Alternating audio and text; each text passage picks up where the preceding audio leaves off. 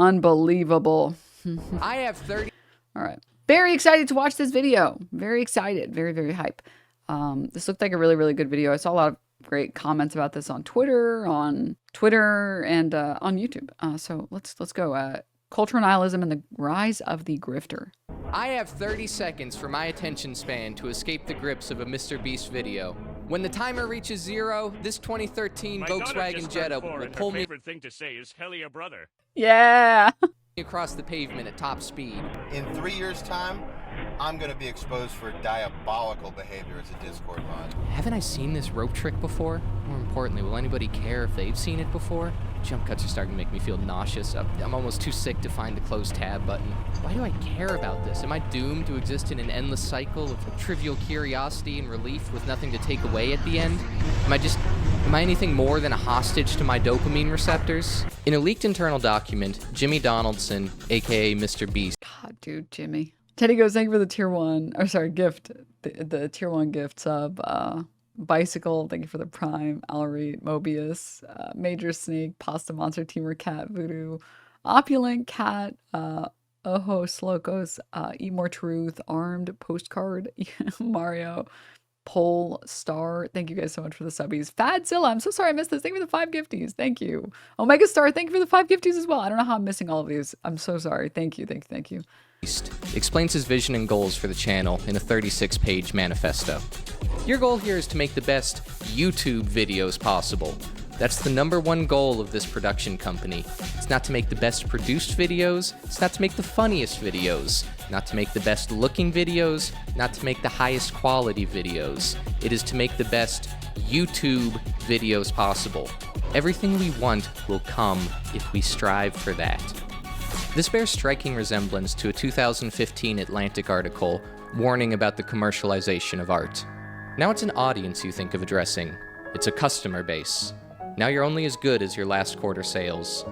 It's hard to believe that the new arrangement will not The death of art. favor work that's safer, more familiar, formulaic, user-friendly, eager to please. More like entertainment, less like art. Artists will inevitably spend a lot more time looking over their shoulder, trying to figure out what the customer wants rather than what they themselves are seeking. Why was Hassan banned? For anyone asking recently, he was he read the manifesto on stream, the manifesto from the Israeli embassy shooter. I feel the retention, just give us 99% of movies and TV shows would flop on YouTube. On top of that, they'd be wildly unprofitable, thanks for the 5. having no flexibility and long lead times that can't adapt to trends. We aren't here to make a small movie once or twice a year. I want to make one every week. LOL. Mr. Beast makes high-production, long-form Super Bowl commercials on a weekly basis. The scale of the production that's grown to be his trademark is impossible without corporate sponsorships. The millions he's paid from views on YouTube is often just enough to cover the cost of making the video, with a large percentage of revenue coming from corporate sponsors like T-Mobile or his own business ventures like Feastables chocolate bars. This gets into a moral gray area when you remember that half of his 350 million person audience are children. One of the newest products he started to advertise are the Beast Labs collectible action figures. A toy with loot box style gambling that requires you to keep buying packs until you finally get the legendary Who Gives a Shit. I can't wait to learn numbers, counting, Hey, yo, Miss Rachel, what are you doing? No. colors, and shapes with you today. For all children's television programming, there's something required by the FCC called a bumper. This is to signal to children that the show they're watching has officially paused and advertised. Joel, thank you so much for the 5 gift subs. Thank you. And also thank you for the 12 months. Thank you. Thank you so much. Sil, thank you so much for the 2 months also. Have commenced.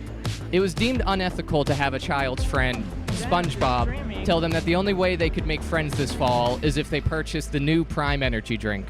I want a 4,000 Gucci sweater. I want a house, an iPhone 15. I want Mr. Beast in my basement. I want Mr. Beast in my basement. Auntie Piker talking about Hassan. I want Hassan in my basement. Ethan Klein talking about Hassan. I want Hassan in my basement. Lion. Seriously, thank you for the 5 gift subs. Afro, thank you for the 5. I want K-Sai and Logan Paul in my basement. Oh my God. The invention of the Gutenberg printing press led to the Protestant Reformation. The ability to mass produce copies of the Bible gave people a more direct relationship with God. With the advent of the social media influencer, people now have a more direct relationship with advertisers, forming parasocial relationships with the people that try to sell them products. There needs to be a clear demarcation between advertisement and entertainment. What happens when there is no differentiation? The advertisement is the content, and the content can only exist as an advertisement. All of the consumer protections created by the FCC to regulate broadcast television still only apply to broadcast television. Is this relationship still a concern to our government, or is it the desired outcome for the next generation to be conditioned as more active consumers? Mr. Beast's biggest video was his recreation of the contest from the Netflix original series, Squid Games, an anti-capitalist satire set in South Korea where financially desperate contestants compete in life-or-death games for a life-changing sum of money. It explores how the ruling elite debase and humiliate us for their own entertainment, forcing the working class to strip themselves of their humanity and abuse each other just to keep their heads above water. Mr. Beast saw this and went, whoa, why don't I do that? You saw it and said, base. It's not funny at all. I'm so sorry. Squid Games is not a warning for the future.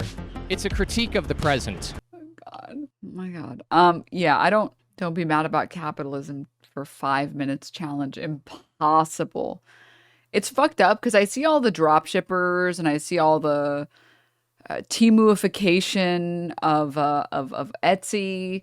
And I see like all of the scammers and I see all that shit. And I'm like, these are people who feel that the system, the American capitalist system has failed them. It has failed them completely. They have seen the horror stories from friends, from family members who did everything right. And they still got indicted. No, they did everything right. They worked at their 9-to-5 job. They got a degree. They worked their 9-to-5 job their whole life. They had 2 kids, they got their house, and then they got an extreme medical debt because someone got cancer and they lost everything. Like, and this is just way too common of a story. There's so many people who have lived through the story or have known someone who's lived through the story where you do everything that the system tells you to do. You go to school, you save, you don't buy coffee because, you understand that. I have to pull up that one. I have to find it. Teachers shouldn't buy coffee, delaying retirement.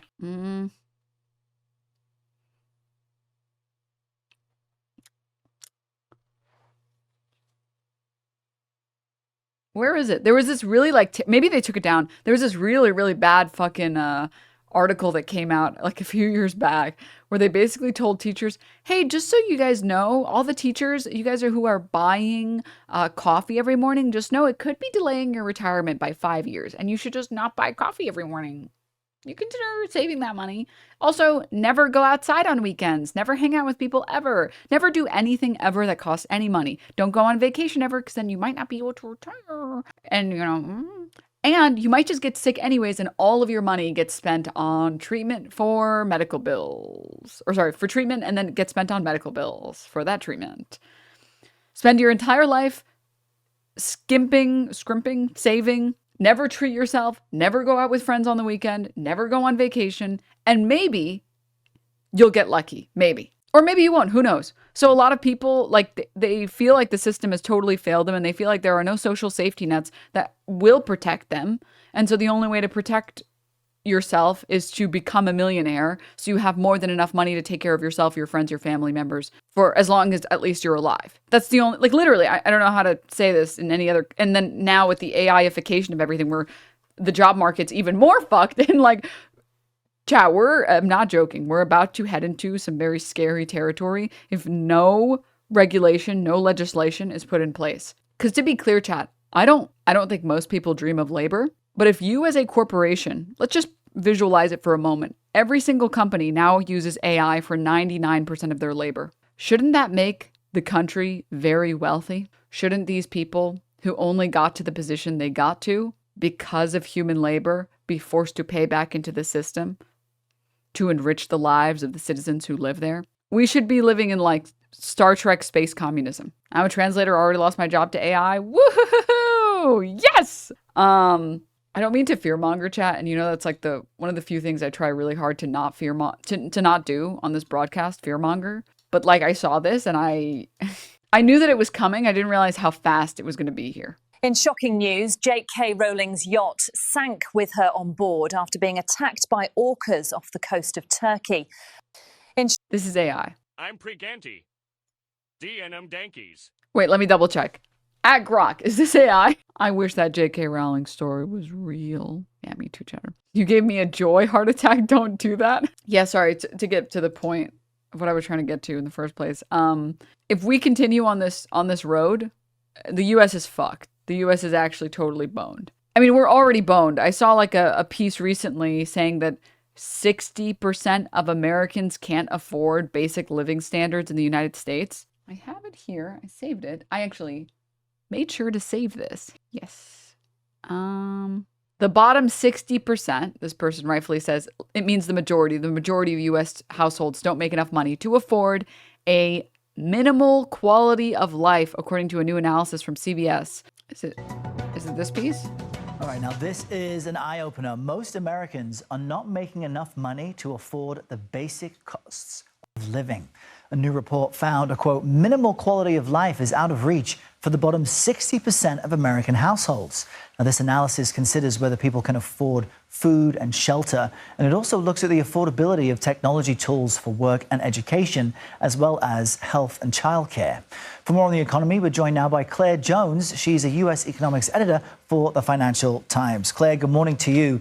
This is pretty sobering stuff. In addition to the point I just made, yesterday, Federal Reserve Chair Jerome Powell spoke in Washington saying the Fed is prepping for a new economic environment with higher inflation risks, and therefore interest rates may stay elevated. So what does this entire picture really mean? I really like it that you picked up on Jerome Powell's remarks yesterday, because I think what they tell us is how much the world has changed. The Fed chair was making these remarks at what the Fed calls its 5-year review conference, where it looks at its framework. The last time the Fed did one of these reviews, we were in a world where there was too little inflation. We're now in a world where Powell is acknowledging there may well be too much. And we've seen the impact the recent bouts of inflation have had on the cost of living for the average American. And what it's also going to mean is likely higher interest rates going forward. We're not going to see interest rates fall to the sort of levels that they were at after the 2008 financial crisis, or the sorts of levels that they were at during the early stages of the pandemic. So these could be the early signs of a weakening economy, and no one wants to be in the position of a recession. Is there any mechanism or way to avoid that? Well, I think we're certainly in a better place than we were this time last week. You know, we saw the talks between Scott Bessent and the Chinese vice minister in Geneva, and they really had a significant impact on reducing the recession risk by cutting the tariff on Chinese goods from 145% to 30%. That'll help a lot, but we still are likely to see higher prices in the months ahead and low growth in the months ahead. And the big reason for that is the tariffs and the trade policies of Donald Trump. And one of the largest companies saying they're impacted by that is Walmart. They expect to see price hikes later this month tied to tariffs. What might that mean for the budgets of everyday Americans who are already struggling to pay? Oh man, this is peak manufactured consent, by the way. To pretend like all of this, like the diminishing quality of life and the diminishing returns that Americans get for their work, is because of the tariffs, and it's not because of a very consistent effort by politicians to make sure that millionaires keep getting richer, billionaires keep getting richer, and the poorest people in our country keep getting fucked over, is insane to me. Like, it's crazy to me.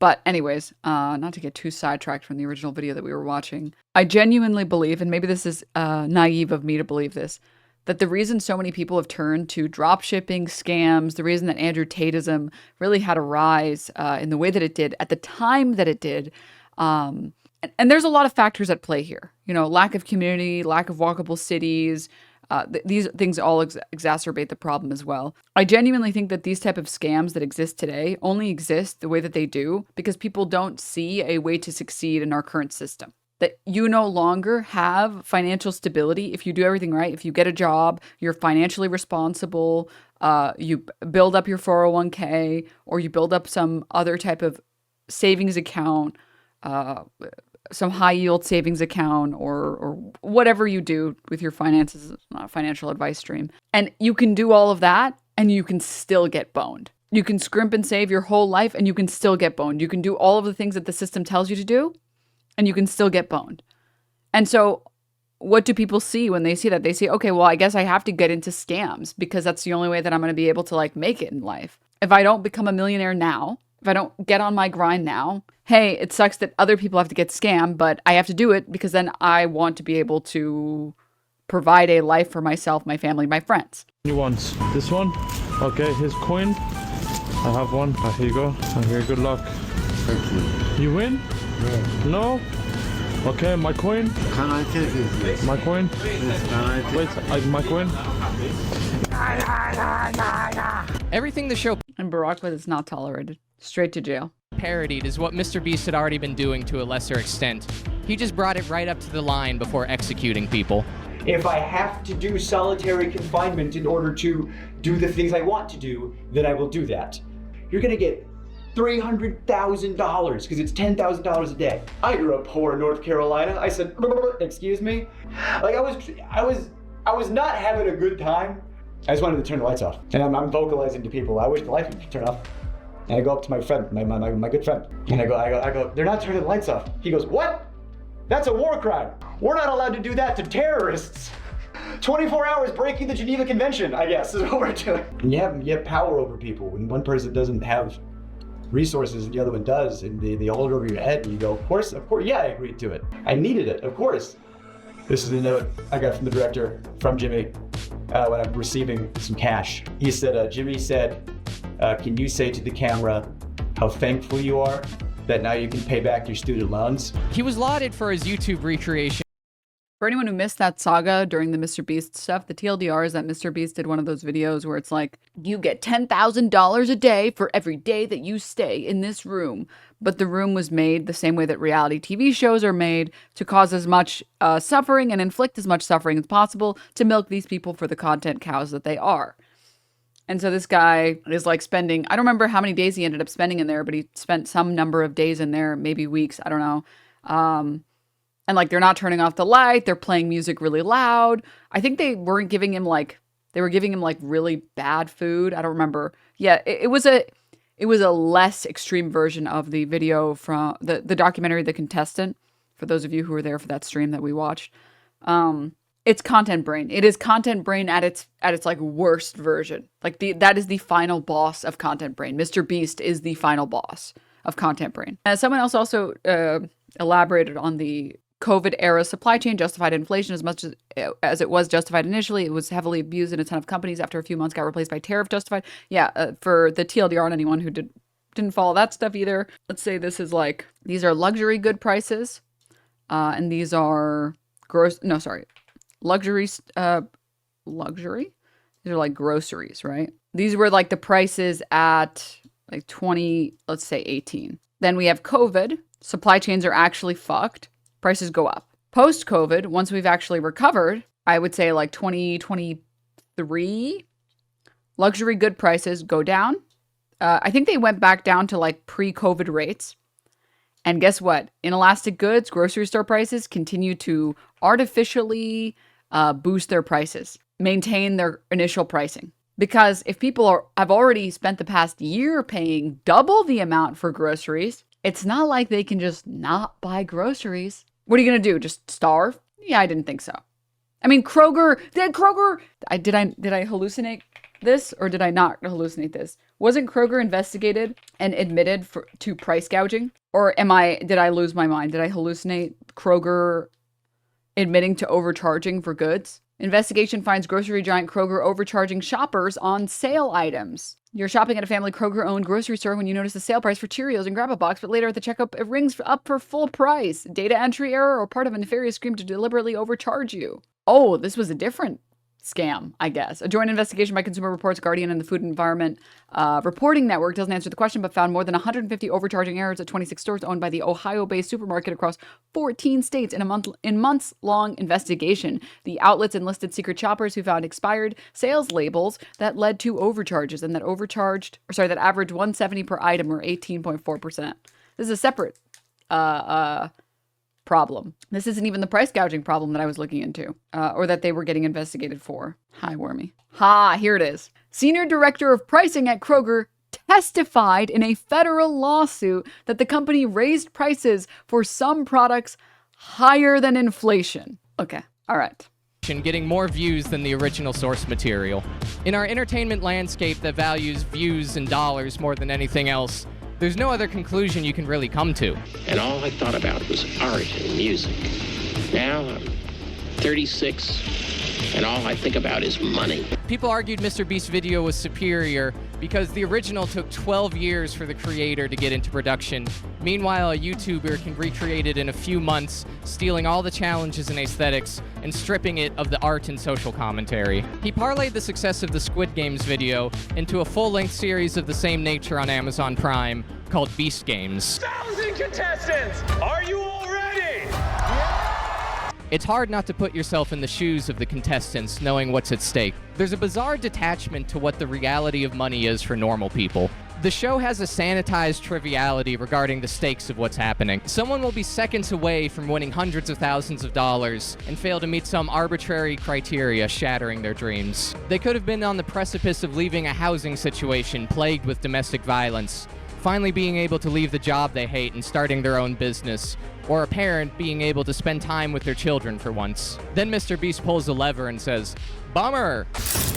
before a single mother's dropped through a trap door while he makes soy face into the camera. There were 2,000 contestants, so there wasn't... She died, by the way. Shut the fuck up. She didn't... No one died in the game. Shut up. Stop. Would it be irresponsible for me to check out now? I'm getting depressed. No, don't worry. We're going to turn this shit around. Wasn't a deep dive into anybody's individual story. You could just see glimpses of their life in between challenges. When deciding on picking team captains for somebody that would be bribed in exchange for eliminating their team members, somebody was trying to prove their integrity by saying, "I'm an Army veteran, I'm living out of my car." There was a murmur in the group. Did he just say he was homeless? I don't want to trust a hobo. A woman tries to stick up for him. He's not homeless, he lives in his car by choice. I think Mr. Beast should be in charge of military recruiting. Enlistment is down with Gen Z. Less people are willing to join the meat grinder just for a Dodge Hellcat. But what if the signing bonus was a Dodge Hellcat or a mystery box? We're already at the point we're sitting in air-conditioned offices, flying explosive drones into people's homes with joysticks. For every day your platoon is able to occupy Aleppo, your child will receive an extra $1,000 towards their college fund. I was joking about this, and then I saw the Pentagon was actually in communications to collaborate with Mr. Beast on a project. Apparently it fell through, but there was a cute little cameo from the Navy SEALs in Episode 5 of Beast Games, so we can only speculate on what level of involvement... Sorry, chat, this is really important. My worms are here. Meerkat, you're in the way. People can't see Wormy. Okay, sorry. Back to the video. The Department of Defense will have on future content. I don't hate Mr. Beast. He does give more to charity than 99% of us ever will, and at the end of the day is just a guy that makes YouTube videos. He just gives me this queasy feeling that we're living in a dystopia, that if you lose your leg, your best bet is accidentally running into a YouTuber that thinks it will go viral if they give you a prosthetic leg. He thinks as much himself. Hating Mr. Beast would be like hating a hurricane. He was inevitable. The social media algorithms and distribution of new media were the low-pressure zone required for him to form. If you told a supercomputer to be the most popular YouTuber of all time, they would be doing the same exact thing as Mr. Beast. He's reverse-engineered YouTube's code to give us exactly what engineers in Silicon Valley think will keep us watching. When decisions are made solely on market research, algorithm optimization, and return on investment, the content becomes a procedural checking of boxes better suited for an AI than an artist. If Amazon or Netflix create an artificial intelligence to dictate programming, what will be lost from our culture? At this point, would we even notice? How did we get here? The year is 1990. Looming threat of nuclear war with Russia, mullets and baggy pants. Joe Biden is running for re-election and Mike Tyson lost his first fight. The Simpsons premiered on Fox. The year is 2024. Mullets and baggy pants. Looming threat of nuclear war with Russia. Mike Tyson lost his last fight and Joe Biden lost his last re-election. The Simpsons finished its 34th season. 34 years of cultural stagnation. The grips of nostalgia have destroyed the infrastructure of our institutions, and the Jake Paul-Mike Tyson fight was the final nail in the coffin of meritocracy. Their fight was a metaphor for the entertainment landscape at large. Mike Tyson representing Hollywood, the behemoth and cultural icon of the past, well past his prime, and being paraded out regardless of his ability based on his reputation that he can sell tickets. I don't believe in the word legacy. I think that's another word for ego. Legacy doesn't mean nothing. It means absolutely nothing to me. I'm just passing through. I'm gonna die. It's gonna be over. Fuck kids. People that think that I'm just great. I'm nowhere nothing. We're dead. We're dust. Absolutely nothing. Our legacy is nothing. Well, thank you so much for sharing that. That is something that I have not heard before. So thank you so much for giving me that kind of idea as well. Love you too. Jake Paul, the influencer, the self-made man that circumvented the traditional path to success.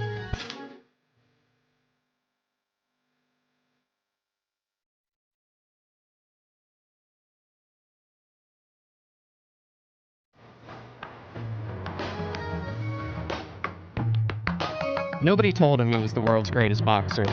He said it for us. A master in marketing and navigating the algorithm to get his face on the screen, fueled equal parts by love and hate, leaning into his role as the heel with people tuning in and buying pay-per-views just to see him get knocked out.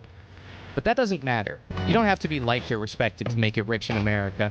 You just have to be seen. William DeResiewicz explains in his Atlantic article, The Death of the Artist and the Birth of the Creative Entrepreneur. No more gatekeepers, goes the slogan of the internet apostles. Everyone's opinion as expressed in Amazon reviews and such like carries equal weight. The democratization of taste. Judgment rested with the patron in the age of the artisan. In the age of the genius, it largely rested with the artists themselves. In the age of the professional, it rested with the critic. But now we've come to the age of the customer, who perforce is always right. Whereas a certain Consumer-based politics have destroyed this country, by the way. I've stood by this opinion for, I think, a decade now. This is the reason that the country's gone to shit. I'm not even like just joking or being hyperbolic or like agreeing with the video. I'm saying that if you look at Lena Khan and the work that she's done, and the time that she spent going after multi-million, billion-dollar corporations like Amazon, you'll find that all of our antitrust laws, this is one example of how the consumer-based politics in the United States have destroyed our country. Antitrust laws, for example, are based on consumer pricing, not based on worker rights, which was always the incorrect play when we originally were building those antitrust laws.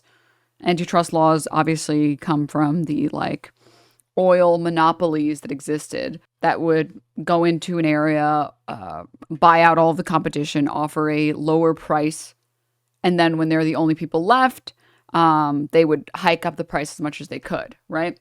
And that was considered, again, obviously against the consumer's interests, and that's why it wasn't allowed. If you were engaging in activity that could stifle a consumer's ability to easily obtain the goods that they were previously getting before, you would be struck down by antitrust laws. Unfortunately, we didn't consider the reality or like the possibility of a company like Amazon, where they consistently offer the cheapest prices possible. It's because of standard oil monopoly. Yeah. When I say monopolies, I don't mean oil. I mean, like, there was an oil monopoly. There was, I believe, was it steel or like railroad monopoly? There were multiple destroying this country. Standard Oil was like the big one that forced us into antitrust laws in the first place. But Amazon, it might have been trains. Amazon was it's one of the things that Lena Khan was trying to fight. But she had to fight it in a very specific way because our antitrust laws don't allow fighting it to protect workers. You can only fight it to protect consumers. You can sort of fight it with IP, which is what she argued as well. Basically, sellers would create products. They would create product listings. Amazon would find that these product listings did really well, and then they would make their Amazon Basics version, and they would provide the Amazon Basics version at a cheaper price, consistently at a cheaper price, because they could mass produce it. And then they would, because it's not only are they making the product, it's their, not search engine, but their marketplace. So they would promote the Amazon Basics product over your original idea, which I haven't followed that case in a while. I would have to go back and check and see what happened on that. TLDR, The reason why we can't get reform for companies like Amazon and how Amazon treats its workers, or even like how Tesla treats its workers, is because our antitrust laws are consumer focused, not worker focused. And it was always a mistake that we went in the direction of being consumer focused instead of worker focused. So wages, maybe things have become consistently cheap. Maybe luxury goods have become consistently cheaper, but basic necessities haven't. Because obviously in elastic goods, it's not like you can choose to not eat food, not drink water, not need housing. You don't choose, or rather the vast majority of people aren't choosing, I actually kind of don't need housing. I don't need safe, warm housing. I don't need that. You don't choose to not need insulin, right? People with diabetes, it's not like they're like, you know what? I was actually just like making it up. I don't actually need the insulin. And within elastic goods, you can price gouge, you can price hike, all these other things, massive problems with that, these smaller economies, right? And so you're getting fucked when you're purchasing, because in elastic goods, there don't have to be explicit monopolies for markets to set the prices of things, or for food deserts to exist, or for most recently it was like renters were using this website that helps them determine like the profit maximization curve on like how many units should be vacant so they can sell the most, or they can make the most money every month, which like that might be entering into antitrust territory that could hurt consumers. But again, I haven't followed that story in a hot minute. So was it RealPage? I think it was RealPage. But again, when these things are less important when you aren't getting fucked on the worker basis. But people are getting fucked on the worker rights. People's worker rights, like your rights as a worker, as an employee, are non-existent. You get fired. When you get fired, you have an injury, too bad, get fucked. You need your, and here's the other thing, because American jobs are tied to healthcare, most people are afraid to leave their job because they need it for healthcare. Even if you, and if you obviously have pre-existing conditions, or you have any active conditions, then you really are fucked. Then you really can't leave. But even for people who are otherwise healthy, able-bodied, they don't have any conditions, don't have any pre-existing conditions, eat well, work out. They just happen to, get lucky, not have any, again, disabilities that they've had to deal with. Even those people are like, I don't want to leave my job because what if something happens? I need my health care. I can't just I don't want to just like raw dog life. And then like what? I get hit by a fucking car and I'm fucked? Well, I guess when you get hit by a car, to be fair, the insurance would pay you out. But hit and run. And you can't get their tag.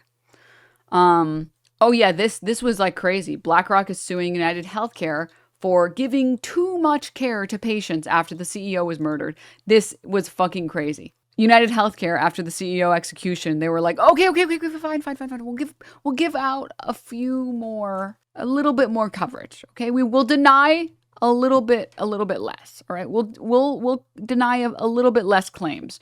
We understand people are really mad because we deny, what was it, like a third of all claims? They're like the highest. They're the worst company for this. They have the highest rate of denying claims.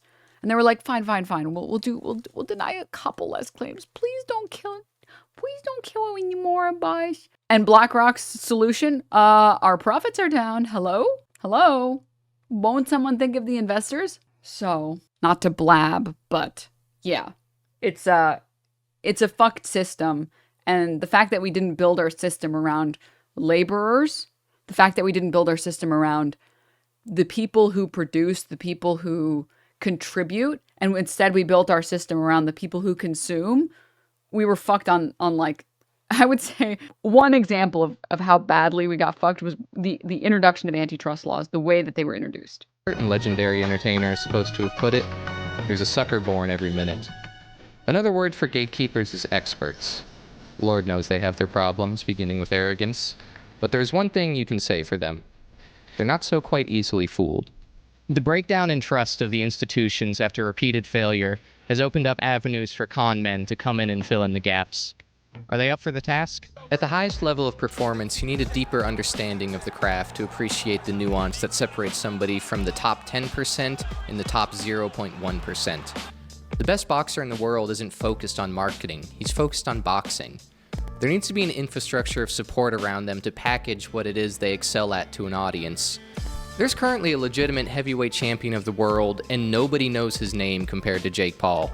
Somebody that's passably competent with an eye for promotion ends up overshadowing once-in-a-generation talents. Comedy clubs experience a similar problem with social media personalities touring the circuit despite never having done stand-up. Even the most respected comedy clubs are still a business and can't say no to a guaranteed sellout. Roughly 8 weekends out of their 52-week calendar will be booked by people with little to no live performance background. One time I opened for Ed Bassmaster, whose claim to fame was walking up to people on the street and asking them a question and then going. That's about it. I was hosting the show. I was booked to warm up the crowd, and then he was going to do costume changes. Please stop typing Jake Paul Mpreg. And while he's off stage getting dressed, I would go on stage and fill more time. I met him in the green room and was like, hey, my name's Jarrett. How long do you want me to do in between costume changes? He's like 2 to 3 minutes top. And make sure to get my character names correct. Don't mess it up. It's Gerard Douche, Mumbles, Skippy, and Chip Diamond. Make sure you nail those. And I'm like, yeah, all right, dude. So I go on stage, I do my host set, and then I introduce the first character, Mumbles, which is just a ripoff of Bubbles from Trailer Park Boys. He says hi, and then the crowd goes nuts, but he didn't have any material planned, so in character, he just starts talking about his real-life accomplishments. He's like, man, I'm so happy to be here. We got big things in the works. I just sold a project to Netflix. We're gonna be on Netflix, guys, and they're just going nuts. He's only up there for like 2 minutes, then he's like, okay, bring the host back up on stage. I go on stage and do my 3 minutes, and then I see from the sound booth they're telling me to stretch because he's not ready yet. So I just keep going, and I do 10 minutes. He comes back on stage for his next character, which is just a ripoff of Andrew Dice Clay. He's flicking his cigarette in the crowd. He still doesn't have any material. He's like, yo, we just sold a project to Netflix. No! So he just did the same thing again, but as his different character, because he didn't write any jokes for, he maybe had like 30 seconds of material, and then he's like, hey, we got big things in the works. Oh, I'm a celebrity, boom. I go back on stage, do another 3 minutes. He's not ready again. I do another 10 minutes. Then I bring him back on stage for a third time. I'm like, okay, this must be the big one. I go to the bathroom, I come back into the showroom, and the crowd is dead silent. He's like, he has this look of terror in his eyes. He's just like panicking and like scanning the crowd. He's like, where is he? Host, get back on stage. I didn't remember the names Mumbles and Gerard Douche, and he didn't bother to remember my one Christian name. The show was about 45 minutes long, and he was paid $8,000. I did 37 of those minutes for him, and I think I got paid like $50. And I was still young at the time. I didn't think I was the one that deserved to be headlining. But it's taking away potential stage time from people further along in their careers that are trying to get better at this and trying to get to the point where they could sell out their own crowds. Somebody that the local hosts and features in our scene would be able to learn from by working with them for the weekend and building connections. Robert De Niro's first big break was playing a younger version of Marlon Brando in The Godfather 2. An elder statesman of Hollywood passed the torch for the next generation star to be born. When it came time for him to... Yeah, I mean, the best at something isn't usually... Sorry, the person who's the best at something isn't usually the person who's the most famous for that thing. And with... This is like... Was it Jacksepticeye? I think it was Jacksepticeye who was like one of the first people to like shit on Mr. Beast and say like he's the worst person for this platform or whatever. And I genuinely, I'm not supposed to like this person. I'm not supposed to simp hardcore. He was right and he should have said it. He tried to warn us. To play the old mob boss at the end of his career in The Irishman. Instead of casting a new face to carry on the mantle of the American crime movie, they used CGI to feel anything for the 53 months. De-age a 78-year-old Robert De Niro to look 62 and play a 30-year-old version of himself. His wrinkles were smoothed over, but his arthritic skeleton lurked beneath the surface of CGI and special effects. He moved with the grace of Joe Biden climbing the stairs to Air Force One. They cast somebody who couldn't convincingly open a jar of pickles, throwing thugs through windows and stomping out rival gang members before hobbling away like your grandpa looking for his chair in the shower. Steven Seagal is playing Special Forces operators, reporting to his 89-year-old commanding officer. A decrepit old man in an army uniform and is like, well, I don't know if we can get up that mountain by sunrise. We're so preoccupied with name recognition, we haven't been able to gracefully transition to the next class. We have a generation of super seniors still hanging out at the local high school, making teenage girls uncomfortable and offering them quaaludes. The spots for writers and actors in general became much more limited following the boom of reality television after the 2007 writers' strike. The studios had an adversarial relationship with creatives and told them, "We can do this for the most part without you." You preach theater etiquette to my kids, put your phone away. You preach theater etiquette, put it away.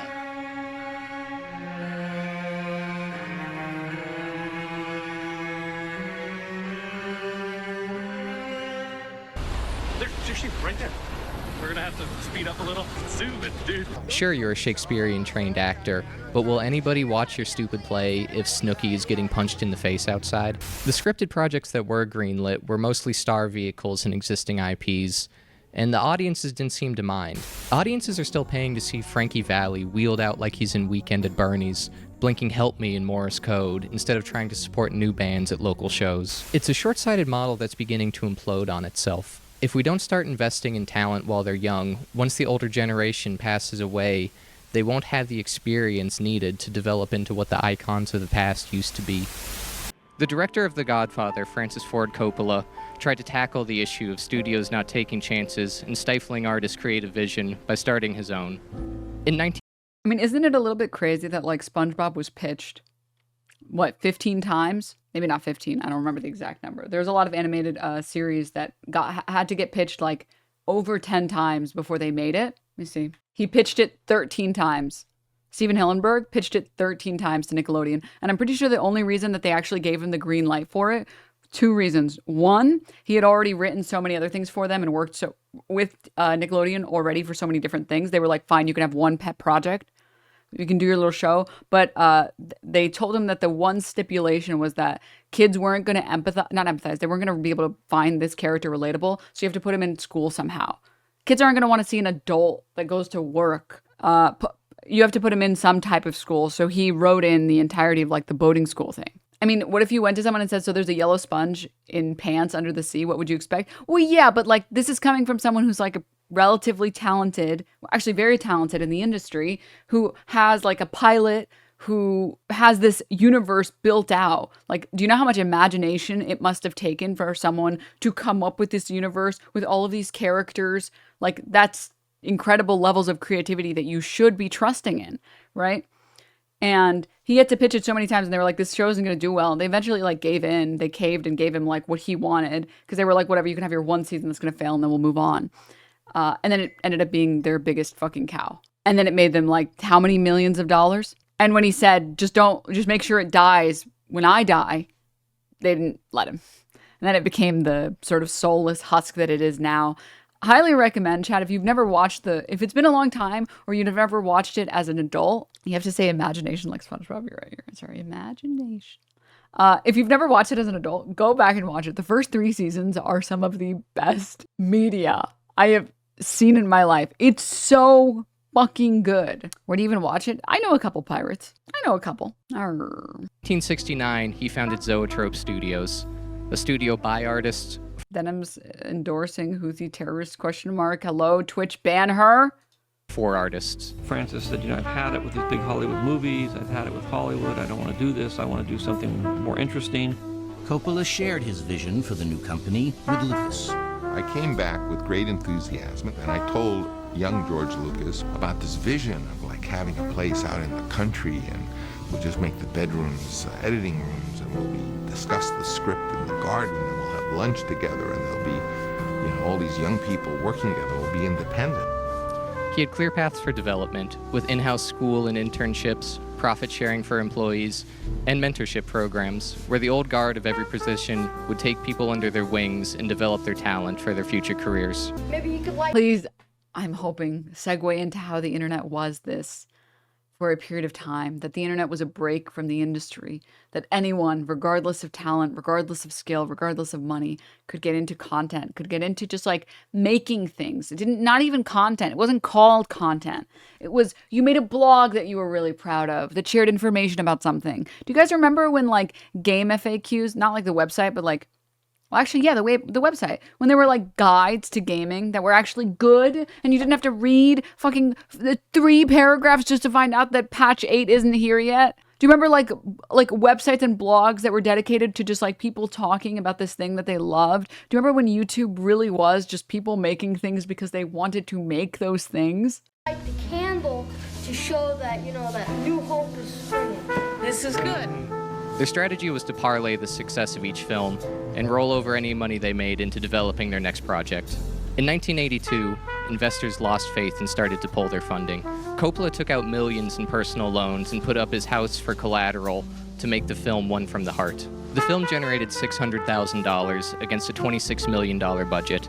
The studio went belly up and Coppola had to file for bankruptcy. He was forced to go back to the studio system, directing safe films to recoup his losses. After several successful business ventures and recouping his fortune, he was set on making his 40-year passion project, Megalopolis. Spoiler alert, massive piece of dog shit. Messed up. 1 year of medical school entitles you to plow through the riches of my Emersonian mind? Entitles me? Yes. Entitles me? Yes. Entitles me? Yes. So go back to the club. The movie was...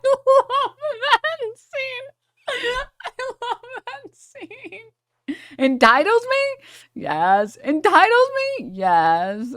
Sorry. It feels like 2 poorly programmed robots talking to each other.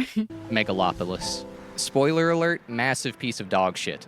And you think 1 year of medical school entitles you to plow through the riches of my Emersonian mind? Entitles me? Yes. Entitles me? Yes. Entitles me? Yes.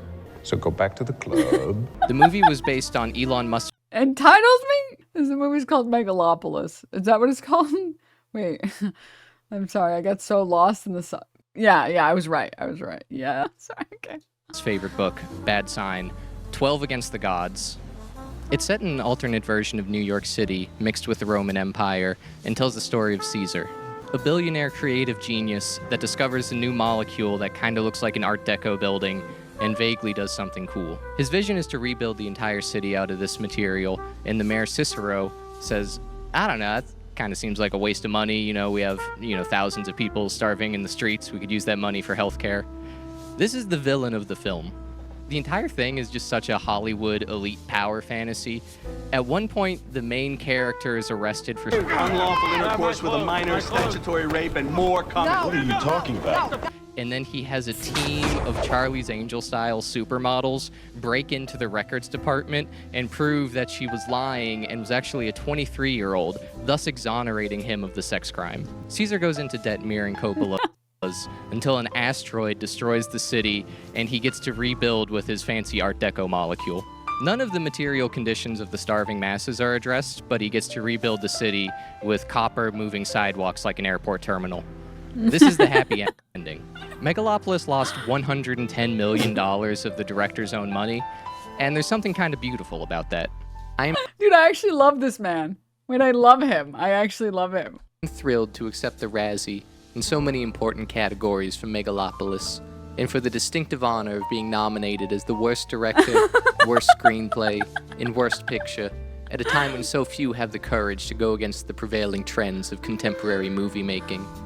In this wreck of a world today, where art is given scores as if it were professional wrestling, I choose not to follow the gutless rules laid down by an industry so terrified of risks that despite the enormous pool of young talent at its disposal, may not create pictures that will be relevant and alive 50 years from now.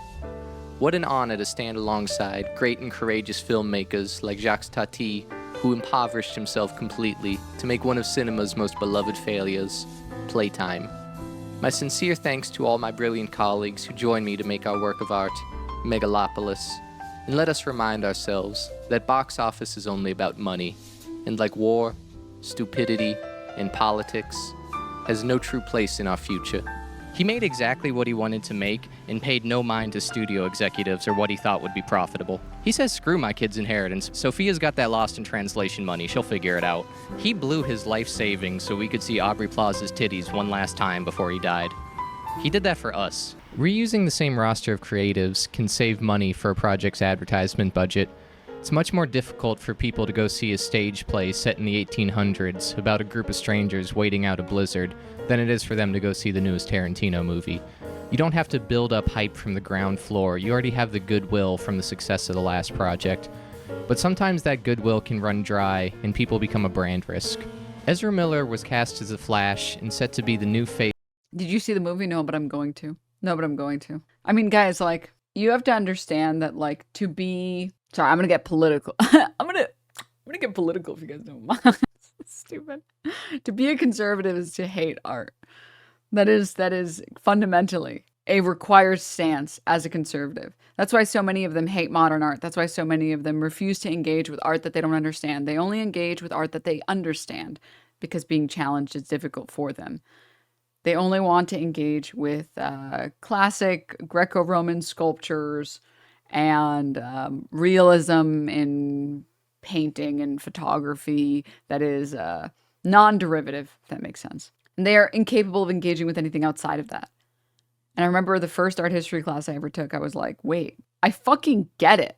And like, you get it too, chat. Even if you think you don't like modern art, you do. You just don't know that you do. Or you've just seen only modern art that you don't like. Because I don't like all the modern art I've seen. I've seen lots of modern art. I'm like, boring.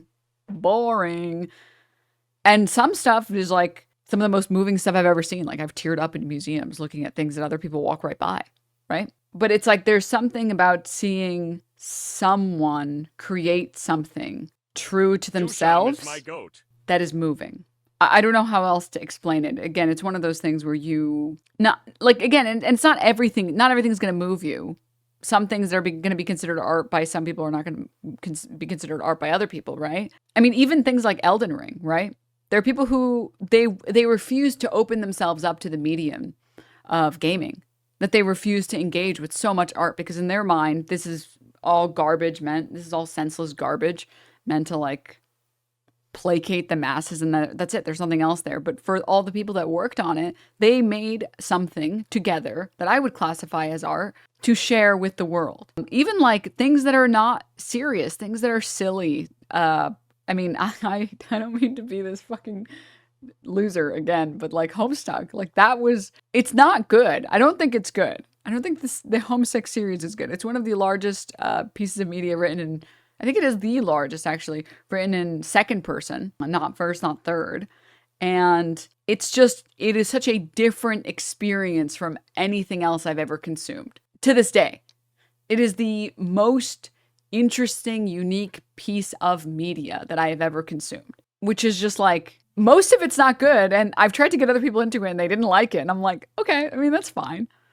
That's okay. The only bad art is art that's hollow. Correct. 100% agree. I mean, that's why people hate. So like, there is a point of just like the slopification, the content slopification that gets so bad that it's unbearable for everyone. Like the marvelification of movies. That there is a certain point of Marvel. There's a certain point of like Marvel movies where it's just like, this is just the same thing over again. You got this formula that you really like. There's no fucking art in this. There's no soul in this. There's just like you guys making a movie to try and make as much money as possible. It's why people hate live action remakes so much and why we all need to thank Rachel Zegler.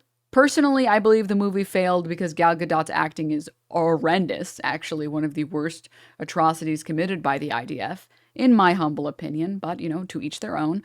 But we should all be thanking Rachel Zegler for playing any part at all in getting Disney to finally stop doing live action remakes. Thank you. Thank you. Thank you, Rachel Zegler. Thank you. Thank you. Face of the DC cinematic universe, and then proceeded to terrorize the population of Hawaii for the next 2 years. They were charged with allegedly choking a woman, assaulting 2 people at a karaoke bar, kicking in a couple's door and threatening to kill them, stealing somebody's passport, hitting a woman over the head with a chair, burglarizing a home, and has been accused on 2 separate instances of grooming 12 years. Sorry, what did we wow. Sorry, what? But sometimes that goodwill can run dry and people become a brand risk. Ezra Miller was cast as the Flash and set to be the new face of the DC cinematic universe, and then proceeded to terrorize the population of Hawaii for the next 2 years. They were charged with allegedly choking a woman, assaulting 2 people at a karaoke bar, kicking in a couple's door and threatening to kill them, stealing somebody's passport, hitting a woman over the head with a chair, burglarizing a home, and has been accused on 2 separate instances of grooming 12-year-olds to join their sex cult. They became an Avengers-level threat that ascended to the level of cryptid. Chupacabra, Wendigo, Ezra. Parents in Oahu warned their children not to stay out after dark, otherwise the Flash would get them. Similarly, Marvel abandoned the storyline of Kang after the actor Jonathan Majors pulled a Homer Simpson on his wife, allegedly. Human beings are a liability. We used to go see the newest Scorsese or Arnold Schwarzenegger movie. Nowadays, the star isn't... I have to pee really bad, but I have earbuds I can hear. I'm still listening. Chair react for like 5 seconds. Don't be mad. I just really have to pee. Barely the creator or the leading man of the film, but the character themselves. Fictional characters are infallible. Batman can never Me Too somebody. Robin, if you want to go on the next mission, first you have to do something for me. Like what, Batman? I've just been really stressed out lately and need something to decompress. Well, golly, how can I help? Do you remember rule number 1 of being a hero? Never reveal your secret identity. More broadly. The importance of keeping a secret? Precisely. Robin, grab the bat lube. After Iranian General Soleimani was killed in a U.S. airstrike in 2019, a prominent cleric was asked, who can we take out as revenge against America for what they've done to us? He responded, think about it. Who are we supposed to take out? Spider-Man and SpongeBob? They don't have any heroes. We have a country in front of us with a large population and a large landmass, but it doesn't have any heroes. All of the heroes are cartoon characters. They're all fictional. People are reaching a fatigue with existing IPs. Interests are waning in superheroes and Fast and Furious movies. The cow is milked dry. The udders are chafing. We have to keep trying for new ideas and characters that will define the cultural zeitgeist for our next generation. The places I'm still seeing produce interesting art are getting away with it by diversifying their artistic investment portfolio. Instead of dropping $300 million on It's Morbid Time. What if you spent $15 million making 20 original movies and just going all out? Some of them will suck, some of them will be great, but we have to try. It's a gamble, but when you're in the business of distributing art to society, it's worth the risk. If all you care about is money, get into arbitrage or health insurance.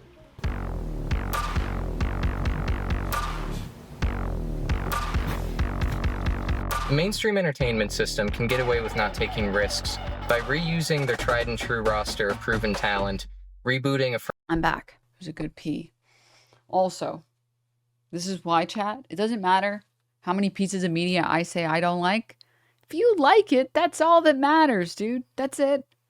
Who gives a fuck if I didn't like it? If you watched a movie or you watched a TV show and you loved it and I said I hated it, who gives a shit? You like it. I don't care what other people say. I like Twilight. I don't care if it's the worst movie on the planet. I don't give a shit what other people think about it. I liked watching it. Every time I've watched it, I've loved watching it. It's a hilarious piece of media. It is bad. It's bad, and I like watching it. Great soundtrack. Such a bizarre scenario. Such bizarre characters. Great actors. Like, I liked it. I thought it was good. I enjoyed my experience watching it. And it can be a 1 out of 10 movie. It can have 0 out of 5 stars. I can't believe you had the take on Star Wars in Andor. You have the blood of millions of Andorians on your hands. Because I don't care what other people like or what they don't like, right? I like what I like. If other people don't like it, who gives a shit? It's not for them. And if I don't like what you don't like, then it wasn't for me. Franchise or making another sequel, or taking whatever's currently popular on the internet and consider that passing the first round of focus group testing. That's how we end up with the Rizzler on Jimmy Fallon. NBC said if this is what America wants, we'll give it to them. Bring him out on primetime for the masses. Jimmy Fallon is a transitionary figure in the media landscape who grew up in a different age of entertainment. He came up watching Bob Hope and Johnny Carson and is trying to carry on the format of their shows for a new audience and culture. The nature of fame and what a celebrity is has changed since the 70s. You'd think he would be famous for being the last guy to be on the moon. His name was Harrison Schmitt. He's not famous, but a girl with a giant ass is famous. Now, when I was young, a man who went to the moon was famous. And a lady with a giant ass, you'd go, can you stand over there? Because this is... Where they'd previously interview child prodigies like Michael Jackson, now they're interviewing a child something. Prodigy's not the right word. Comedian's not the right word. Brand? He's not sure what to do with him. Is he to be treated like an artist and we dive into his creative process? And what is there to say? What's the story behind the... So basically one day I came home from school and I was like, Dad, I want to make a video. And I was like, this is how to do the race face, and then I just didn't. Late night has always been a secondary. I mean, this is, dare I even argue, the Asmongold-ification of the internet. Not just even the Mr. Beastification. It's just, it doesn't matter how bad the content is. It doesn't matter if it's like the lowest common denominator type of garbage. What matters is people are watching it. That's what matters. The roachification. People are watching it, and a lot of them are enjoying it. And I mean, that is like peak cultural nihilism, right? Just like the people who watch Asmongold, like those people don't give a shit about like any of the topics he talks about. Most of the people who watch Asmongold they feel that if I may be so bold, this might be too far, this might be too cancelable. The people, I think the vast majority, maybe I'm wrong, I think the vast majority of people who watch Asmongold are insisting on contributing to and engaging in a loser culture for losers that insists that nothing matters, that all of it is a joke and a shit show anyways, so I'm just going to enjoy watching the world burn. Because it's much more difficult to put yourself out there and be hurt by what's out there in the world and keep trying anyways. It doesn't matter how many times you fall, it doesn't matter how many times you fuck up, it doesn't matter how many times you post cringe. Everybody posts cringe. And you're not cool for never having posted cringe because you never tried. You're not cool because you never got invested in the first place. That doesn't make you cool. That just makes you someone who doesn't even want to try. That just makes you a quitter. You're not cool just because you're a nihilist because you don't care. That's a loser mentality for losers. You assume you will lose. And so you aren't even willing to try. What a dumb policy. What a dumb way to live your life. I don't care. You know what? If I post cringe another 100 times on the internet, but I got to say what I wanted to say and I impacted anyone else in even a little bit of a positive way, I did my job. Okay, I did my job for the day. I'm going to post more. It's a promise. I will post more cringe. I can assure all of you, I will be posting more cringe in the future. I will be posting cringe today. I will be posting cringe tomorrow. But I will be alive and I will be living. I will not be molding. I will not be roaching. I'll be living. And you guys should live too. And if that means you like cringe media, you like cringe media, okay? And if that means you put yourself out there and do something embarrassing in front of people, who gives a shit? Who cares? Do you think anyone no one cares. No one cares at all. You should enjoy life. And you're not cooler for pretending like you don't care. Because everybody cares. You've just convinced yourself you don't care. Like, that you don't care about not participating, excuse me. No one cares about you being cringe. No one will remember it, I promise. No one who matters in your life, I promise you. The cringiest thing you've done in your life, there's a good chance no one even remembers it. They're too busy thinking about the cringe shit they've done in their life. I know that's how I am. I can think of 100 cringe things I've done. And if I had to sit here and think of the cringiest things my friends have done, maybe I could come up with 1 or 2 things. And guess what? They have so many amazing qualities and they've done so many amazing things. All their cringe does is humanize them and make me like them more. But pretending like, oh, I don't care about anything ever. You know what? Let the world burn. Who cares? Nice try tricking yourself into believing that. But we're not in middle school anymore, Billy. Grow up. All right? Please. Grow up. Form of entertainment. Whether it be musicians or filmmakers, they would go on to promote their upcoming projects to a new audience, give a behind-the-scenes look to existing fans, or offer creative insights and inspiration to the people wanting to follow in their footsteps. As a talk show host, Fallon has spent 20 years humanizing titans of the industry and showing that despite their talent and influence, they're still just like us. What do we do when we already know that they're just like us? Neither the host nor the audience can pinpoint his exact talent, just that he has a gravitational pull of power. You can see the fear of the unknown in Jimmy's eyes as he offers him treats to get in his good graces. The segment was more akin to when a wildlife expert would showcase exotic and deadly animals to the host. The Rizzler, lying in wait like the Black Mamba, ready to strike at the throat of late-night television. If entertainment gets to GB Cats, thank you for the 20 gifts. What the hell? Thank you. The point of superficiality, thank you for the where it gift doesn't of just snow. Thank you. inspire any discussion or thoughts, There's no need for interviews or a variety show. We won't need to discuss the meaning or interpretations of art. The only meaning to the Costco guys is that there is no meaning. Can you imagine 100 years from This beat's kind of going hard. Also, yeah, they think they're fooling people saying the world's so shit, why even try, when the truth is they couldn't actually do anything in the first place. Oh yeah, I would say a good portion of people, they've spent so long telling themselves that, like, why would I even try? It doesn't matter anyways, that they've forgotten how to try. And the other half are rapidly approaching that territory. Rapidly. And it's sad. It's like, it's very sad. It's very, very sad. From now in anthropology class going, okay, so today we'll be dissecting Keemstar A-logging the Haktua altcoin pump and dump scam. None of those words are in the Bible. It's just a Mad Libs of mimetic trends. Like 20 years ago, Kurt Vonnegut was on The Daily Show speaking out against the Iraq War and promoting his new book. Now the Rizzler is mewing on Fallon, reviewing slop from the Costco food court. We work with what we have, and if these are our new public intellectuals, I expect them to rise to the occasion. I am formally calling on the Rizzler to weigh in on the ICJ arrest warrant for Benjamin Netanyahu. Is there any validity to international law, or is it just to impose Western hegemony on third world nations?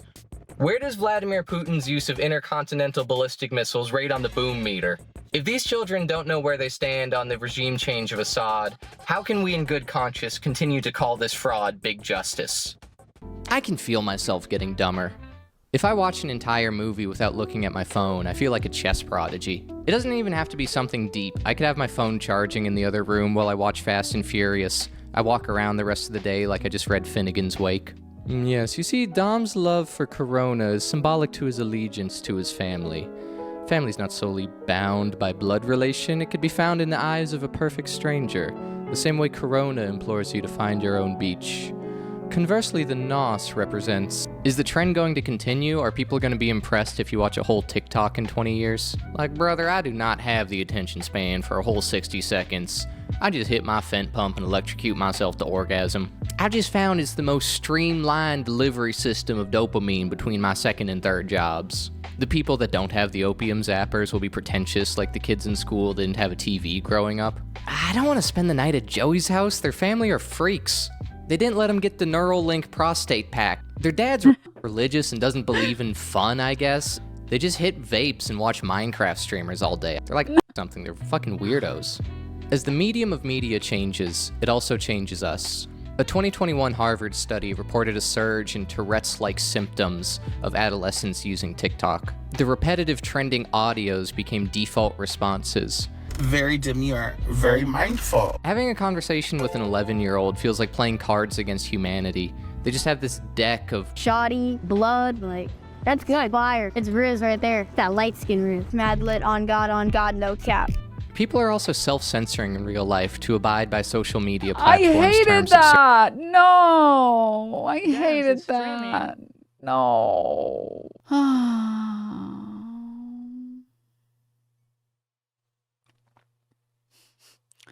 Sorry, can I make a joke at the expense of a chatter? To be clear, you're right, Zerion. You're right. But can I make one tiny little joke? Is this a joke? Is comedy legal? Can I make just a little joke? Just chatter said, they really banned Hassan. I can't stand Twitch. This is this meme. Bitches be like, can't stand her fake ass. 10 minutes later, me and the bestie. Because honestly, Sam, I'm like, this platform sucks. But I miss chat. But I miss streaming and I miss talking to chat. So I'm going to stream. Can't stand this bitch. Me 10 minutes later. Service. To get around content moderation when talking about subjects like rape or suicide, creators will use terms like unalive or SA instead. These topics aren't advertiser friendly, so they have to be talked about in a roundabout, sanitized fashion. The reverberations of that are people in the real world feeling like they have to sanitize their speech, like there's an omnipresent content moderator always standing behind them. Refraining from and like, this is the other sad thing, by the way. There was a really good TikTok I saw. I think it was a good TikTok. It was about fashion and how like millennials were kind of like the last real generation that got to explore being cringe because there weren't cameras all the time for everything you did. I mean, like, not to be crass, but you couldn't do like Girls Gone Wild or whatever in 2025 because it's just like whore, slut, OnlyFans, thorst. It's like, dude, what happened to the masses when a woman would show her breasts to a group of people and everyone would be like, yes, dope. This is amazing. This is great. Thank you. What has gone wrong in society? Like, what has happened? What have we done? America used to love sluts. This shit is fucked, you know? And it's because everything's so cringe. You can't be cringe, bro. It's like, dude, I feel bad for Zoomers, and I feel really bad for Gen Alpha because they will never get to experience unadulterated cringe, right? Where you didn't have to constantly be afraid that someone was fucking recording, that someone was looking at you, that someone was taking a picture of you, that someone was going to make fun of you, whatever. You got to just be cringe. As cringe as you wanted. And guess what? You didn't like that experience and it was embarrassing. Move on. You know, we all wore, I remember growing up, we wore skinny jeans. Many skinny jeans. A lot of skinny jeans. Honestly, nothing but skinny jeans. All right? It was not good. It was not good. I went out yesterday and I saw a gaggle of girls that looked like they were 18, 17. I don't know. They looked like high schoolers. And every single one of them was wearing baggy jeans and baggy jackets. And I was like, am I old? I'm ancient. In my day, we never wore things that baggy. Like, it's, you know, biological term is the swarm. Oh, okay. But it's sad because it's like, it's so sanitized, right? Like, what happened to Hot Topic days where everyone just like bought a bunch of garbage and put as much garbage on top of themselves? That was great. That was amazing. That was life. That was living. And look how far we've fallen. Joel, thank you for the gift sub to Legit Salvage. And thank you for the 5 gift subs. Voodoo, thank you for the 2 gift subs. Thank you also again, GB Cats. Thank you again for the 20. Profanity or talking about sex used to be from fear of eternal damnation. Now the fear is demonetization. These are heavy topics that aren't supposed to be light and advertiser friendly. You shouldn't have to say, no diddy, but I was like raped as a child. You need therapy. In Neil Postman's book, Amusing Ourselves to Death, he reflects on how the medium of communication shapes the culture. For although culture is a creation of speech, it is recreated anew by every medium of communication. From painting to hieroglyphs to the alphabet to television. Each medium, like language itself, makes possible a unique mode of discourse by providing a new orientation for thought, for expression, for sensibility. While I do not know exactly what content was once carried in the smoke signals of American Indians, I can safely guess that it did not include philosophical argument. Puffs of smoke are insufficiently complex to express ideas on the nature of existence.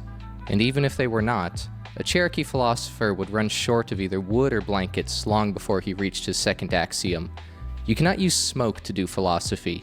Its form excludes the content. Twitter in some respects has ruined our relationship with other human beings, and has infected media and politics. The format of Twitter rewards certain styles of communication, and either consciously or unconsciously has changed the way that we speak to each other. Features such as the 140 character limit strips words of their context and forces people to oversimplify complex subjects. This lends itself to sensational and divisive statements that embolden the people that agree with you and alienate those in the outgroup. The block button would eliminate naysayers from your feed and curate communities of echo chambers. The quote tweet feature, or the look at this dumbass button, would be the driving force of cancel culture. You could take people's sensational and out of context Clone, thank you so much. Clone Sister, thank you for the 5 gift subs. tweets to poach their audience for max visibility and signal to your own tribe that Holy shit, Denims, you hung out with Gigglypuff? Yeah, the one and only. Oh yeah, that's right. Be envious, for I got to hang out with the girlies yesterday. But really, who was winning? Me hanging out with a bunch of beautiful women, getting some delicious hot pot, having a wonderful time, staying up to 1 a.m. for the first time in like ages. Like I haven't stayed up till 1 a.m. Sorry, I haven't stayed up till 1 a.m. in like months because I was having so much fun. Or Ethan Klein, who posted 35 stories in that same time. Did you think about that? I guess I wasn't really winning after all. I could have been posting on Instagram about Hassan, iDubbbz, and Anissa, and Taylor Lorenz. that you're not this dumbass, two-dimensional character that you're sacrificing upon the altar. This communication style spilled over the containment walls of Twitter and affected how we talk to each other in all facets of our life. Movies and television had characters not speaking to each other, but creating caricatures of the archetypes they see online and dunking on them with quips spoken to the audience beyond the fourth wall. Hollywood started to lose touch with the consensus of the American account. Thank you for the 25 months. American people and exist. I don't have to go to work tomorrow, so I'm gonna stay up till 12. Yeah, let's go Memorial Day. Yeah, let's fucking go. In bubbles of wealthy socialites. People started to tap out, finding no commonalities with the people that used to bring them joy through their work. They sought out alternative forms of entertainment. There was a huge boom in online independent content creators. The political horseshoe theory states that as you move further into the extremes of an ideology, the two wings start to take on more similarities than differences. On one side, we have Mao Zedong. Ooh, look at her go. Look at her go. Oh, she wants it. And on the other side, we have Adolf Hitler. The most radical of each party both take on ultranationalism and authoritarian mechanisms of control and come to the ultimate conclusion that we're just gonna kill them. Take the topic of abortion, for example. In the center, you have no strong feelings one way or the other. You just don't want to make people upset at dinner parties. If you go down a little bit in the right wing, abortion is a tragedy, but there still needs to be access for certain circumstances, such as rape or incest. If you go down even further, there's no exceptions whatsoever. Every abortion is a murder, and there should be no access. But if you go far enough right, they actually end up becoming... Reminder about the pinned comment and horseshoe theory. I'm cooking. I'm marinating. It's fucking Shatter. Shatter's been here since 9 a.m. He clocked in at 9 a.m. He's like, blow Voldemort! Noxanor. Honestly, actually, I'm actually kind of value-tained by the stream. Wait, I'm actually kind of... Hamasabi band, LMAO. He's hexing us. He got sidetracked for a couple hours. He was like, wait, I'm value-tained. Wait. And then he got bored again. He was like, oh, I have to type something in here. No, I get it. Thank you for letting me know. I need to like get some energy in me. I need to drink some energy drinks. Chug 7 monsters. Becoming pro-choice again, depending on the race of the baby. Similar to the political horseshoe, content exists on a horseshoe of attention. Let's replace the variables to illustrate this phenomenon. We'll replace the desire for change axis with views. And we're going to swap out the left-right political axis with cringe to awe-inspiring. The center, just like in Okay. I think I understand the point that he was making. It's just people fucking hate horseshoe theory. Everyone collectively hates horseshoe theory. I think I understand what he was trying to say. He hopped in chat to talk about it. He said, I pinned a comment. Military propaganda is the next video. Researching and setting up interviews currently. Thanks everybody. Love you, chat. I don't know if you replied to any of these. But he said it was for the setup for another video. But like, I think I understand what he was trying to do. And also he doesn't say that both sides of horseshoe theory are equally good or bad, right? He claims that there are some things that eventually end up weirdly reaching the same conclusion, even if they're on like the opposite sides of the political spectrum. Because I mean, this is bullshit. What are you guys talking about? This is not, I don't take it as an endorsement of the theory. He's dunking on it. Phrase horseshoe theory is like a sleeper agent activation phrase for leftists. Yeah, I mean, again, it's just one of those words it's one of those terms that people like fucking despise. Think about it. This entire video has been him saying, actually, you should be fucking cringe. And instead, who gives a shit if you spend $110 million on a movie that blows?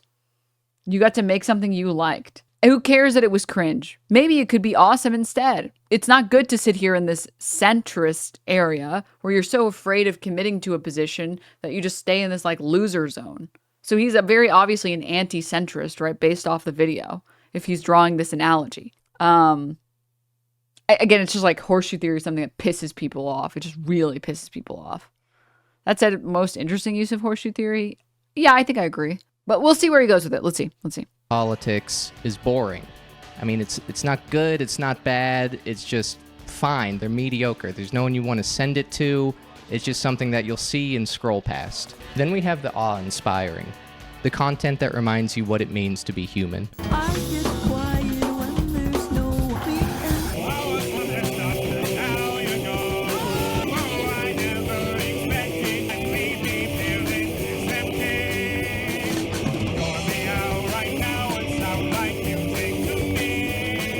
Sorry, he's like actually just like pulling on my nostalgia strings right now, okay?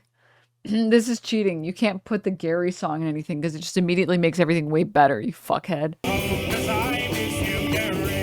You're exposed to levels of talent and dedication that show you why these people were put on Earth. They give you hope for the future and passion for the present.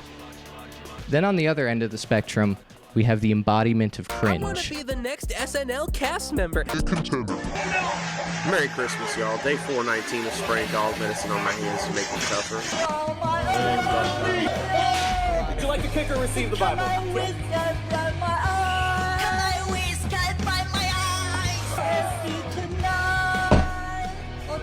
The lolcows, the schizos, the rage bait, the dumbest guy from your high school's Gary V inspired hustlecore podcast, portals into unimaginable hell, despair stranger than fiction. The awesome and the cringe are more similar than they are different. There's a magnetism to them. You can't look away, either because it's like a car accident or it's so beautiful it transcends into angelic.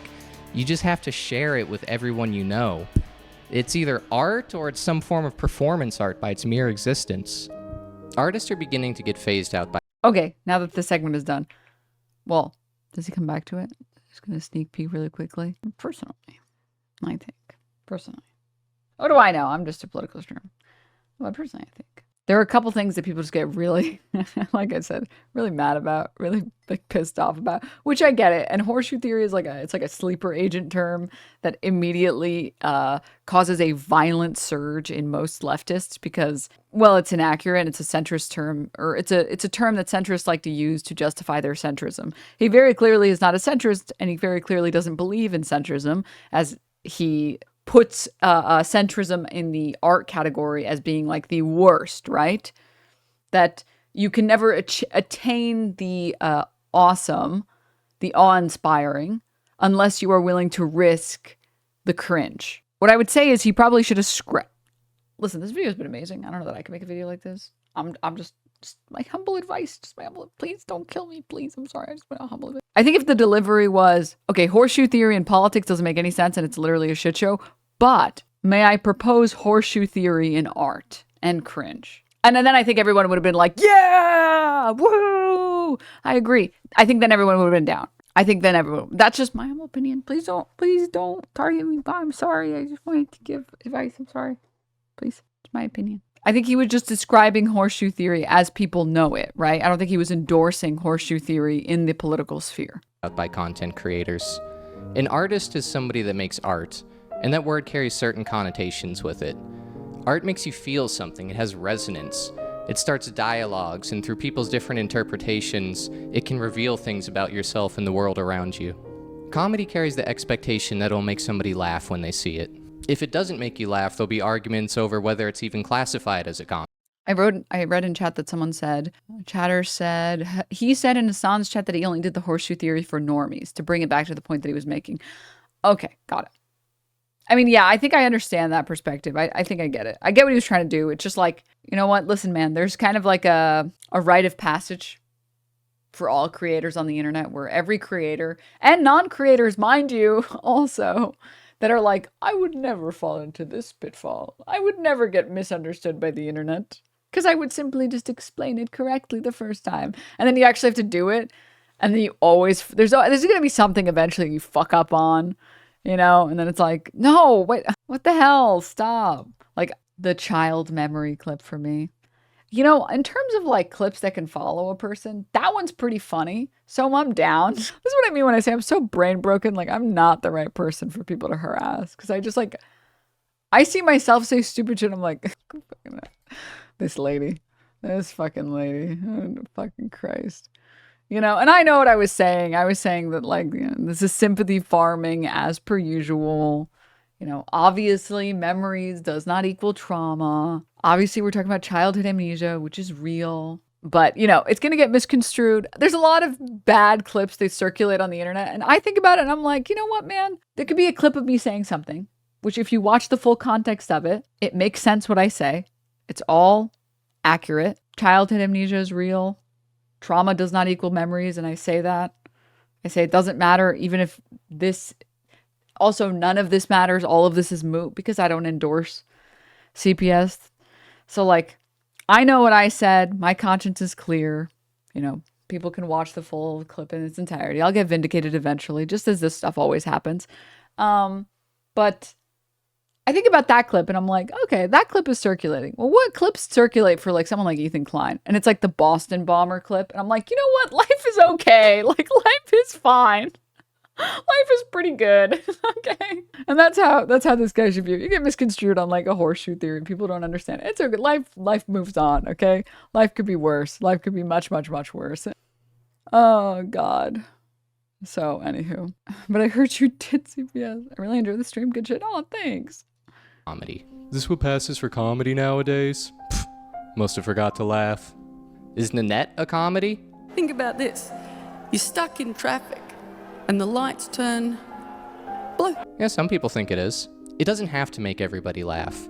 It just has to make somebody laugh. That somebody is me. If you intended that I don't think I could ever go to like a comedy show if I wasn't high out of my mind with a friend that was also high out of their mind. And if you're high, anything is funny. I can imagine watching that and being high as shit and being like, dude, what the fuck am I watching? God bless this woman. God damn. Oh man. And you know what also what I will say? Maybe this is too empathy brain. I don't know. All right. I know how hard it is for me to get in front of a stage and have a bunch of eyes looking at me and like there's something that's like a little scary about it, like chat watching you, but there's something even scarier about people in the crowd booing you. Oh my God. And I give respect for anyone that can do that can stand on a stage and get booed and power through anyways. Like that is, you know what, man? I don't know that I could. I might just cry and run off the stage. So if you can do it, kudos to you. You can do it, man. Did for something to be funny and one person laughs, congratulations, you've succeeded at making comedy. You've met the functional definition of the product. If you make a chair, there's the expectation that you'll be able to sit in it. But if you give it to Dave Blunts and he blows the legs out, does it stop being a chair? No, it just wasn't made for him. It would have been the perfect stool for sweet baby Hasbullah. It was just sold to the wrong customer. But if no one on earth can sit on it like it's a flaming baseball bat with nails in it, you can't really call it a chair anymore. Content creators have no expectations. Nobody can say something technically isn't content. In the same way that Descartes said, I think, therefore I am, it was posted, therefore it's content.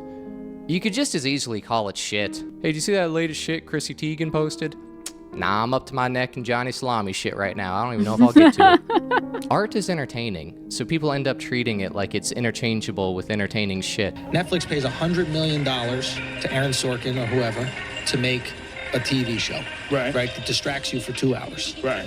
YouTube pays $0 million to make a podcast that distracts you for 2 hours every day. Netflix cannot compete.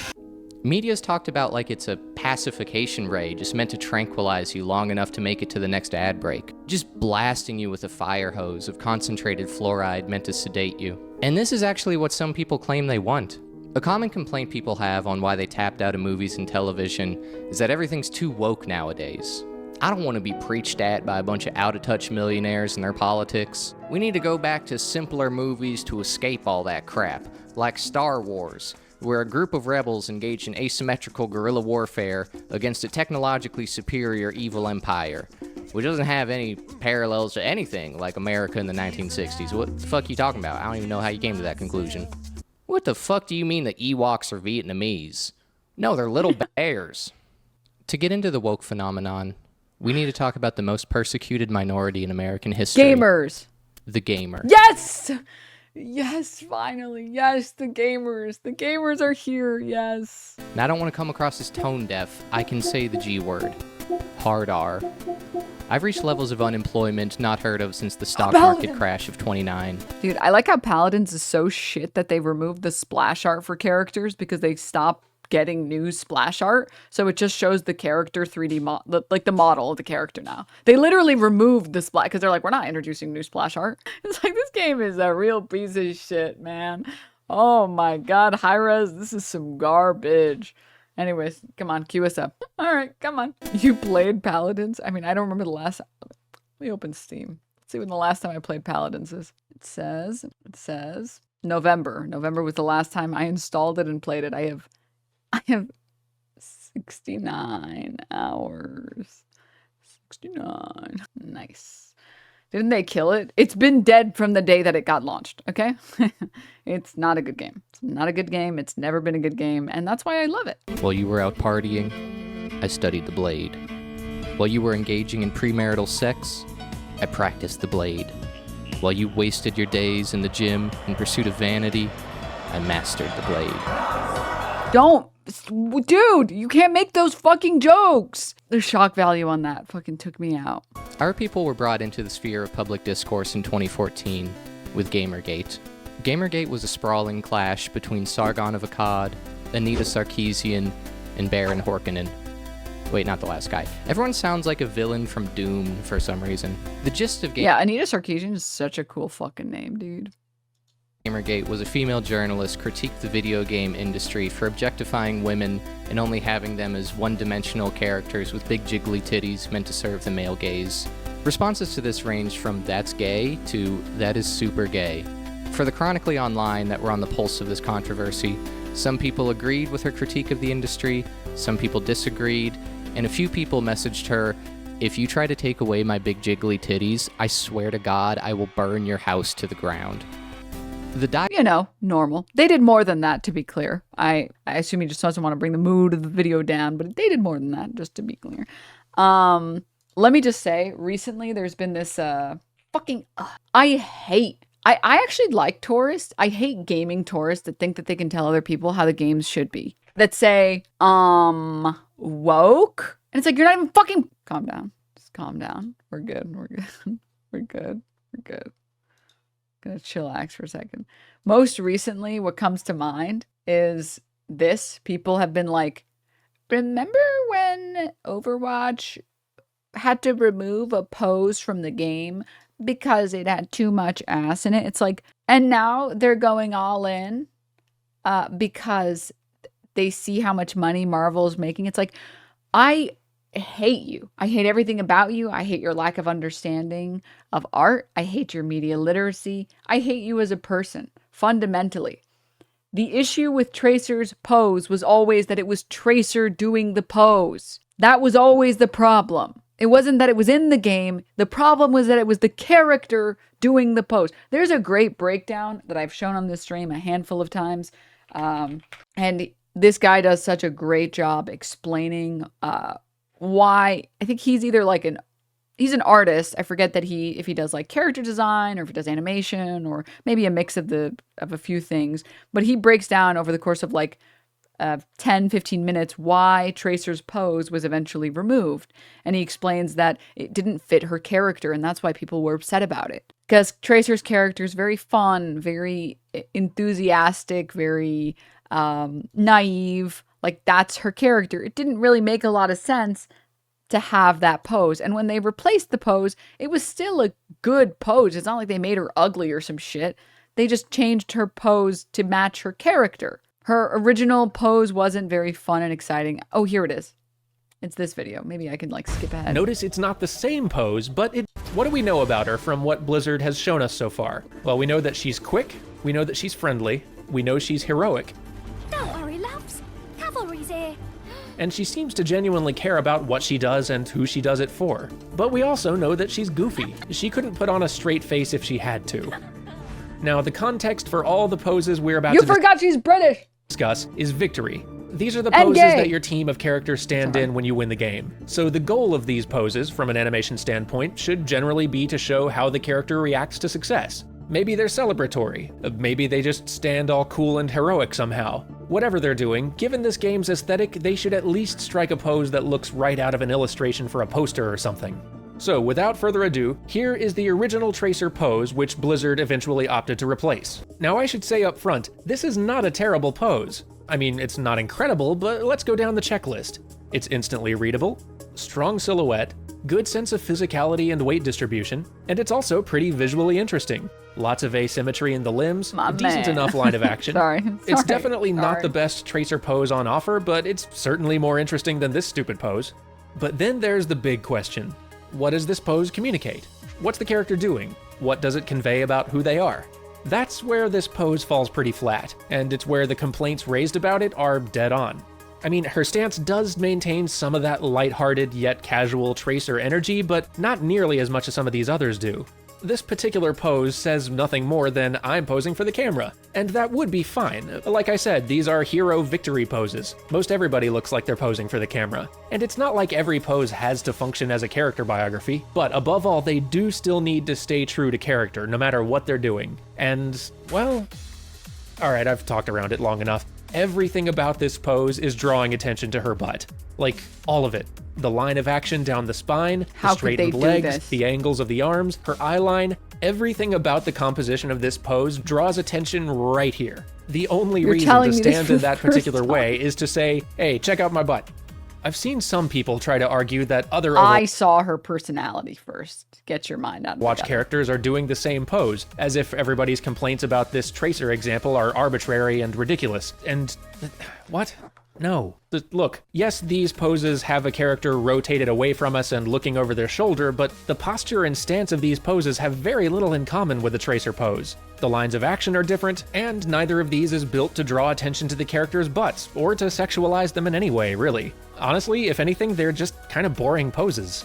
This is the only Overwatch character who has a pose that's even in the same ballpark in terms of posture, and it's still not the same pose. Look at the line of action. Look at the angle of the torso. Nothing about the composition of this pose draws the eye to Hanzo's backside. Quite the opposite. Our eyes are pulled up toward his face and his shoulder. Now, there is one other Overwatch character who does have an over-the-shoulder pose that draws attention to her features in a more sexualized way, and it's this one. Notice it's not the same pose, but it does draw attention to her physique in a sexualized way. In fact, a lot of her costuming and animation do. Hey, what about Winston? And yet, Widowmaker's presentation hasn't caused nearly so much a stir. The fan who brought up Tracer's posing expressed no problem with Widowmaker's portrayal, and Widowmaker's animation hasn't been changed at all, while that Tracer pose has. Why?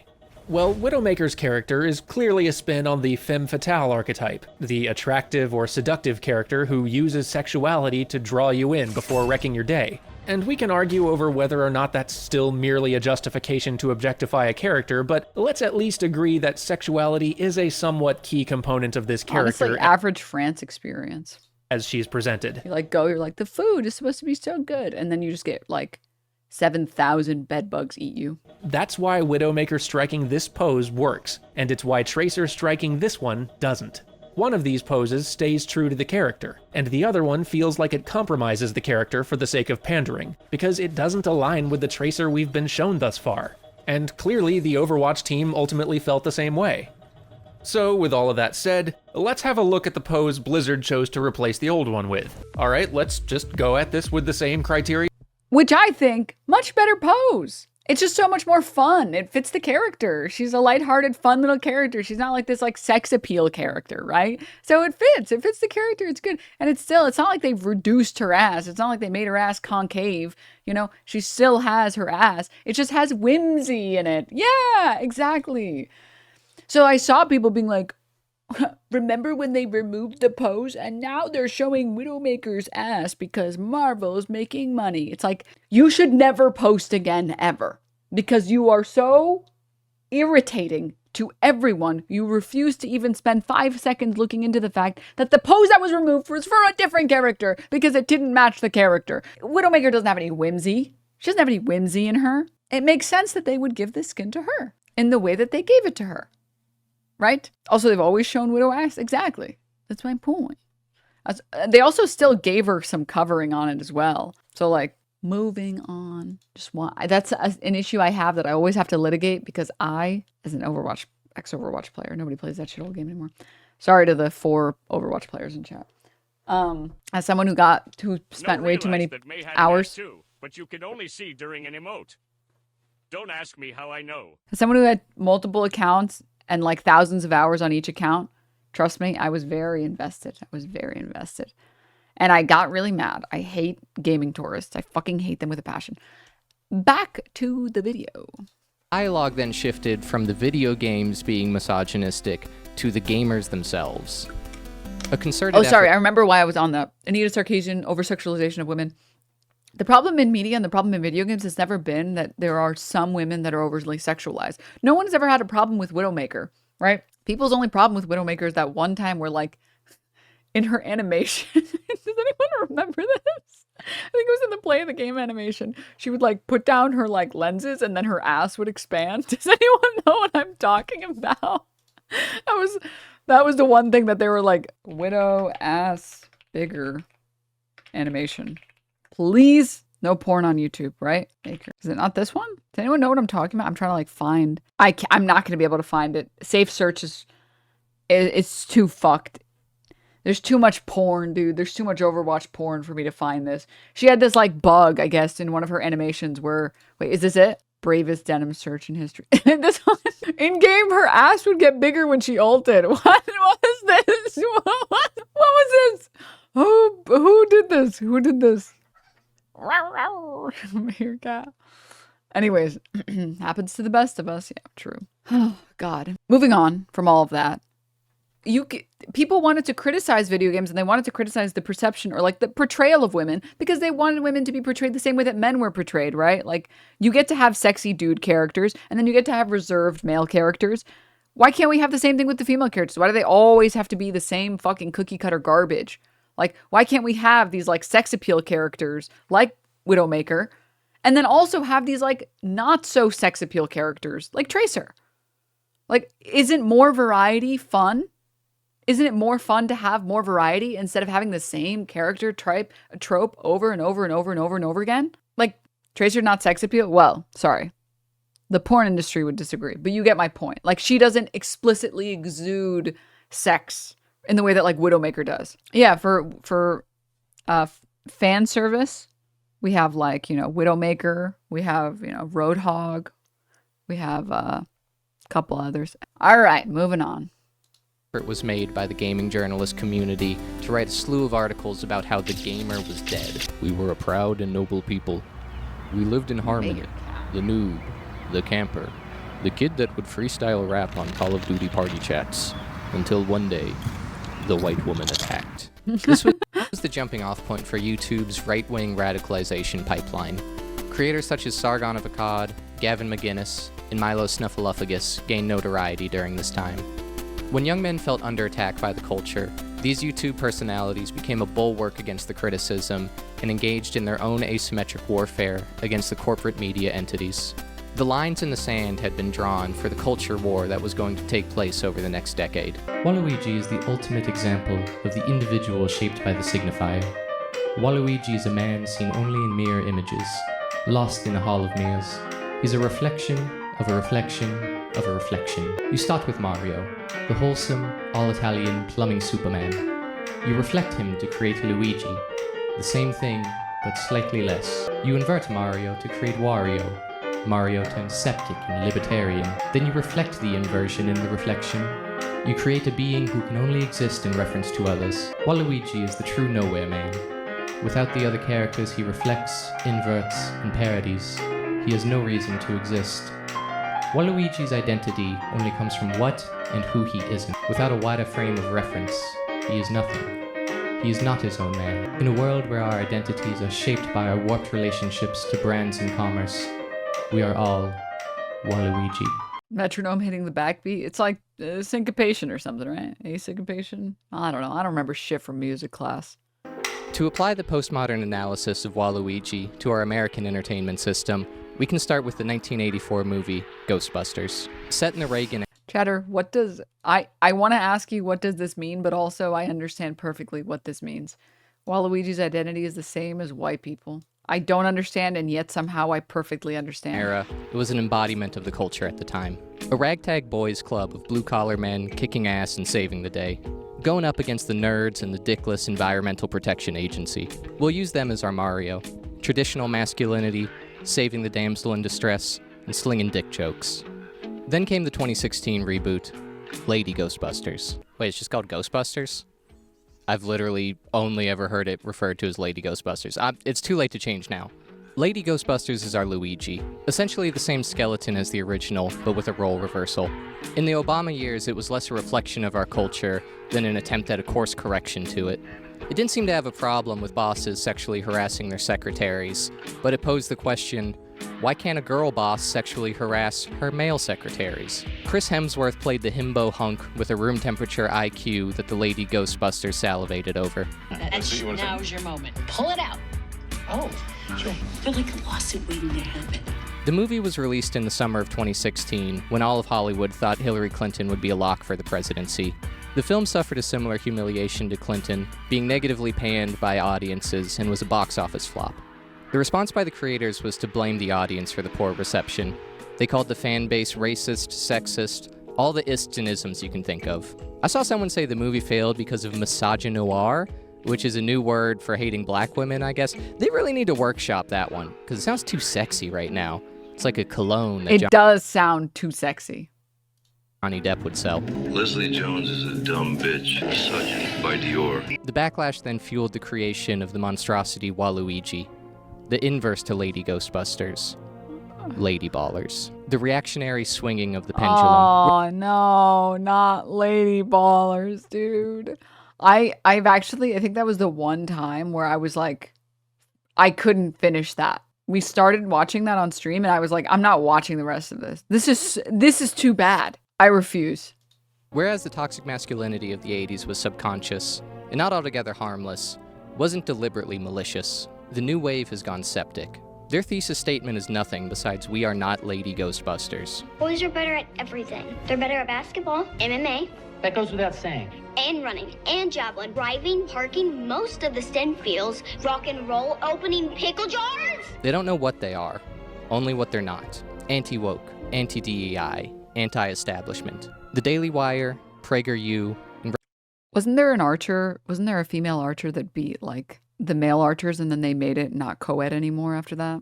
Right-wing media companies. Don't, like, girls frequently outperform boys in public school and also get more degrees or whatever, but again, publicly outperform, and then like those same like Daily Wire freaks will be like, this is because schools are not meant for boys. Little boys just struggle when they have to sit inside a classroom.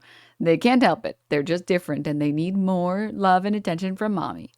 It's like, said they're going to be bringing back real comedy. It's like comedy sucks. It's like nothing's funny. You can't make fun of anything. It's like legalize comedy. Legalize comedy.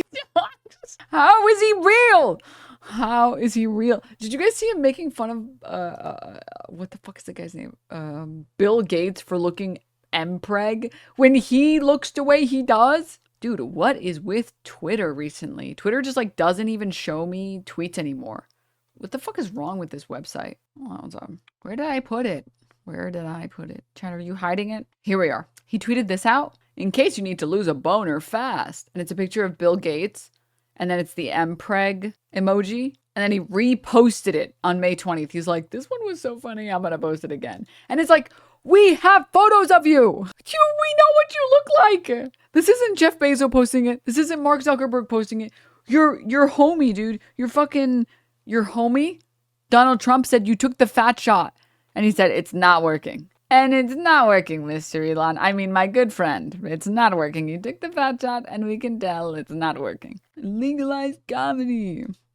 Yeah, brother, this guy stinks! Return to the heyday of the feel-good, apolitical, sophomore comedies of Will Ferrell and Adam Sandler. What? Did we just become best friends? Yup!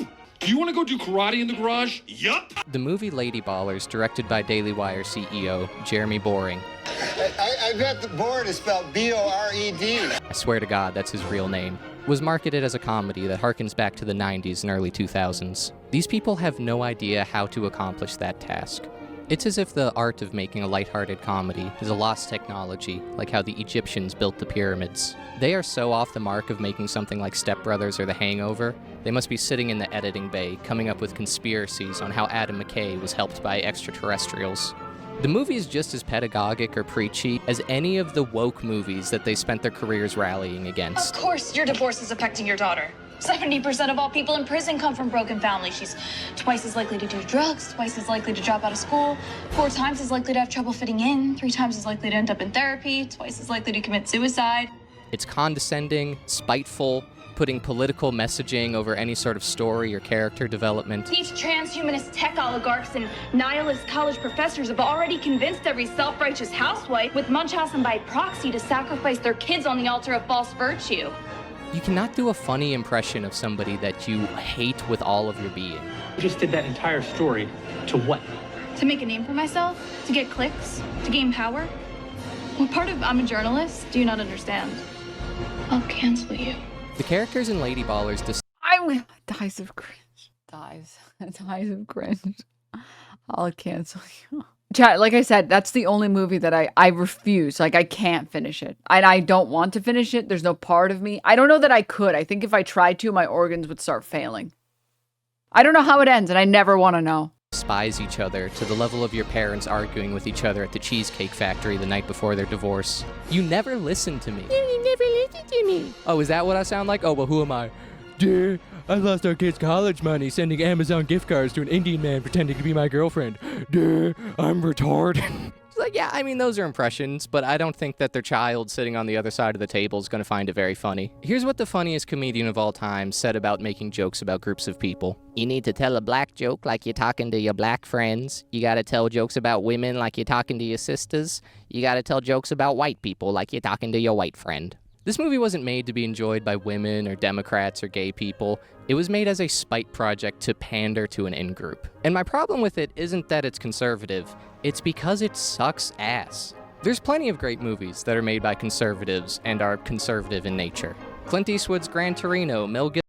Sorry, some chatters are here. Hello, chatters. Are you the female Hassan version? Wait, base profile picture? No, I'm actually good at video games. Okay. Next question. So, you think with everything Hassan has said and done in the past, he doesn't deserve this ban?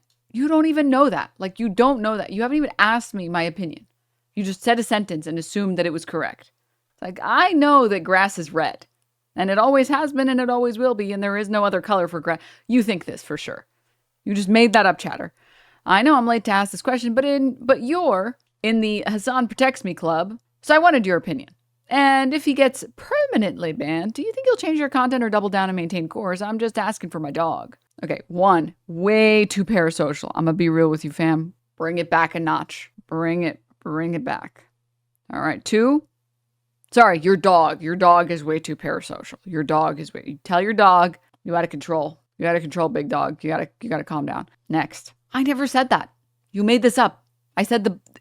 I literally didn't read the manifesto because I know it's against Twitch terms of service, even when you're denouncing it. I got banned for the same thing. I got a ban years ago for reading a manifesto, and the message from the message from Twitch literally said, you are not allowed to read a manifesto and denounce it the entire time. And I was like, I guess. And so chat was coming in here the day before yesterday, and they were like, you should read the manifesto, you should read it. And I was like, guys, I can't read it. I can't read it. They're gonna ban my ass. They got me for 30 days for Sabra hummus, dude. I can't do that. And so I didn't. And then he got banned because Nostradenims. All right. So I already said, I mean, if it's against terms of service, you shouldn't do things that are against terms of service. If you do things that are against the Twitch TOS, you're on their platform. You should try to follow the rules if you can on their platform if you don't want to get banned. You sign up for those terms. You try your best to follow those terms, right? I think that's a reasonable expectation. And if you feel like the terms are too limiting, then you can go ahead and try and make a stand and demand Twitch make changes at that point, right? Now, I said it already. I didn't do it because I knew it was a bannable offense. Maybe he didn't know that it was a bannable offense because he's read other manifestos and hasn't gotten banned. And so I think that he did break the rules. Surprised it took so long for that ban to happen. Even Bremlo and Mike were saying they couldn't show the manifesto the same morning. Yeah. What TOS did he break? You're literally, I need to go and find it in my email, but I got the same letter he did years ago.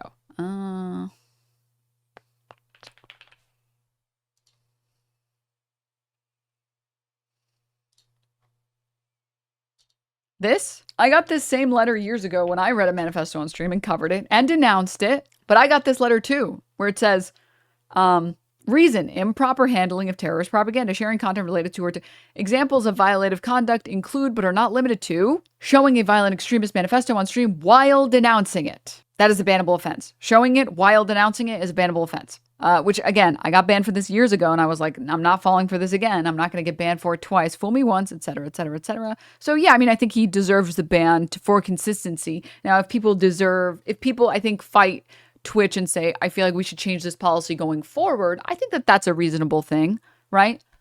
You can demand changes from your platform that you think are better or worse. Look at gambling on Twitch, right? It was not against Twitch TOS to do basically any gambling, and public outcry and the audience of Twitch said no, and streamers on Twitch said, no, we think you should be there should be restrictions on gambling on streams, right? So you can demand changes from the platform. And in my experience, this Dan Clancy leadership has been the most seemingly willing to talk to streamers, which is cool. How are you supposed to cover the news that way? Again, this was another big change. Like, I get it. Dan Clancy's done, he's not perfect. I mean, he got us banned for 30 days, whatever. I'm not going to get into it too deep. Not perfect, but like one big example of a change that Dan made to this platform. For the longest time, you couldn't cover things from banned streamers, or you might have gotten banned. So if like a streamer was banned, Bad Empanada, you couldn't watch a Bad Empanada video. If Destiny was banned, you couldn't watch a Sex Destiny video. You couldn't do it. Now, the current policy is, okay, you can watch those videos as long as you aren't directly just like platforming and just playing the video and you're reacting to it and responding to it, and it's like within the news cycle, then it's fine. You're not going to get banned randomly for that. You're still not allowed to bring them on your stream and have them just talk. That's still not allowed. And obviously, as with everything else, anything you show might get you banned. You have to be responsible for what you show on your stream.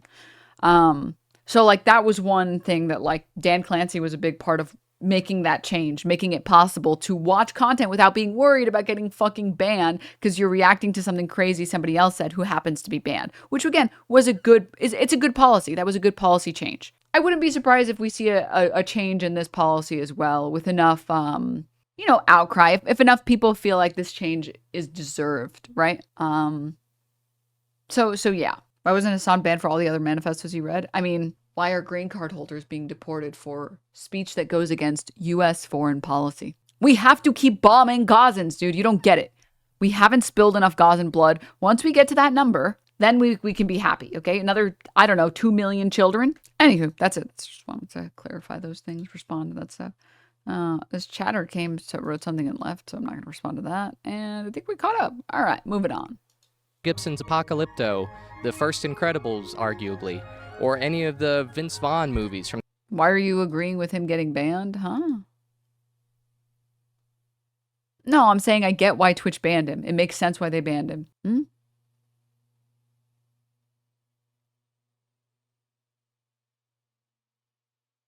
Do you think I want him banned? Do you think I'm like, yeah, woo? Like, no, what the hell? It's in the rules. He violated the rules. The problem is, again, Twitch is just not consistent with their rules. If they were actually consistent with their rules, he would have gotten banned on the last manifesto or the last manifesto or the last manifesto or the last one, right? Technically, all of those were against terms of service, but he only got banned for this one. They were all technically ban-worthy offenses according to the rules. Also, we're not going to get a good change to that ruling, and we're not going to get a good adjustment. It's kind of like the gay cake, gay wedding thing.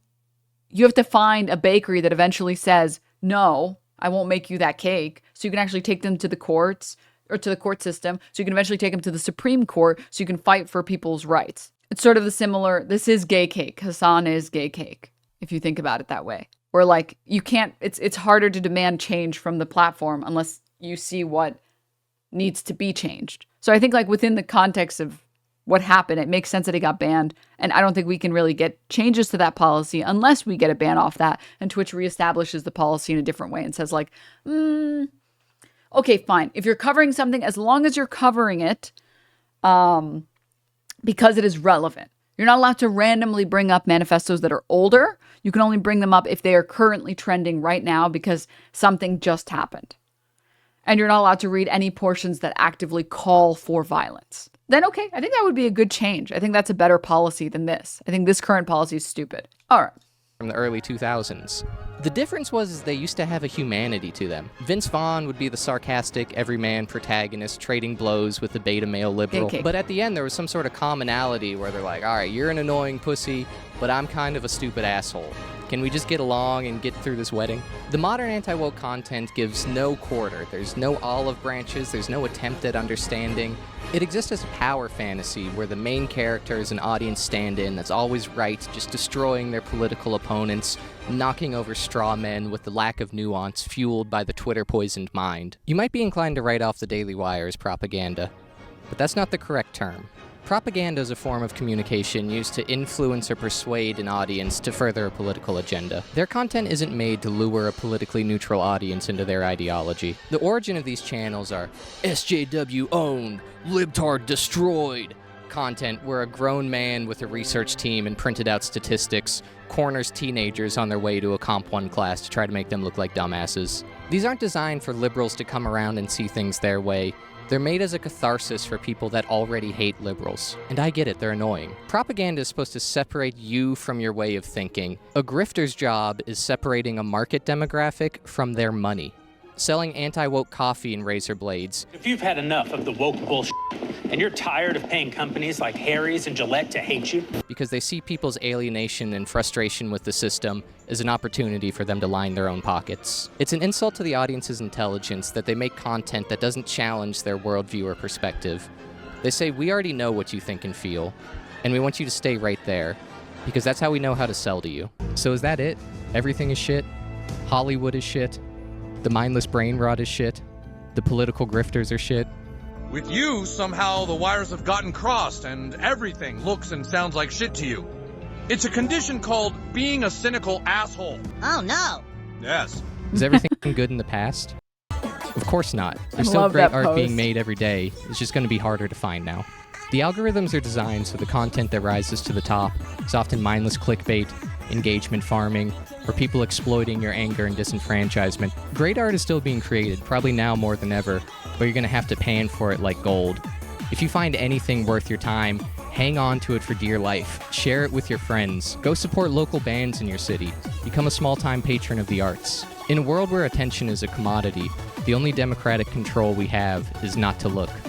You have to be like Lot's wife fleeing Sodom and Gomorrah, and if she dared look back, she'd be turned into a pillar of salt. If you're pulling your hair out and asking, why is this popular? Are people stupid? Yeah, duh. And you're even dumber than them, because you're not even enjoying the time that you wasted.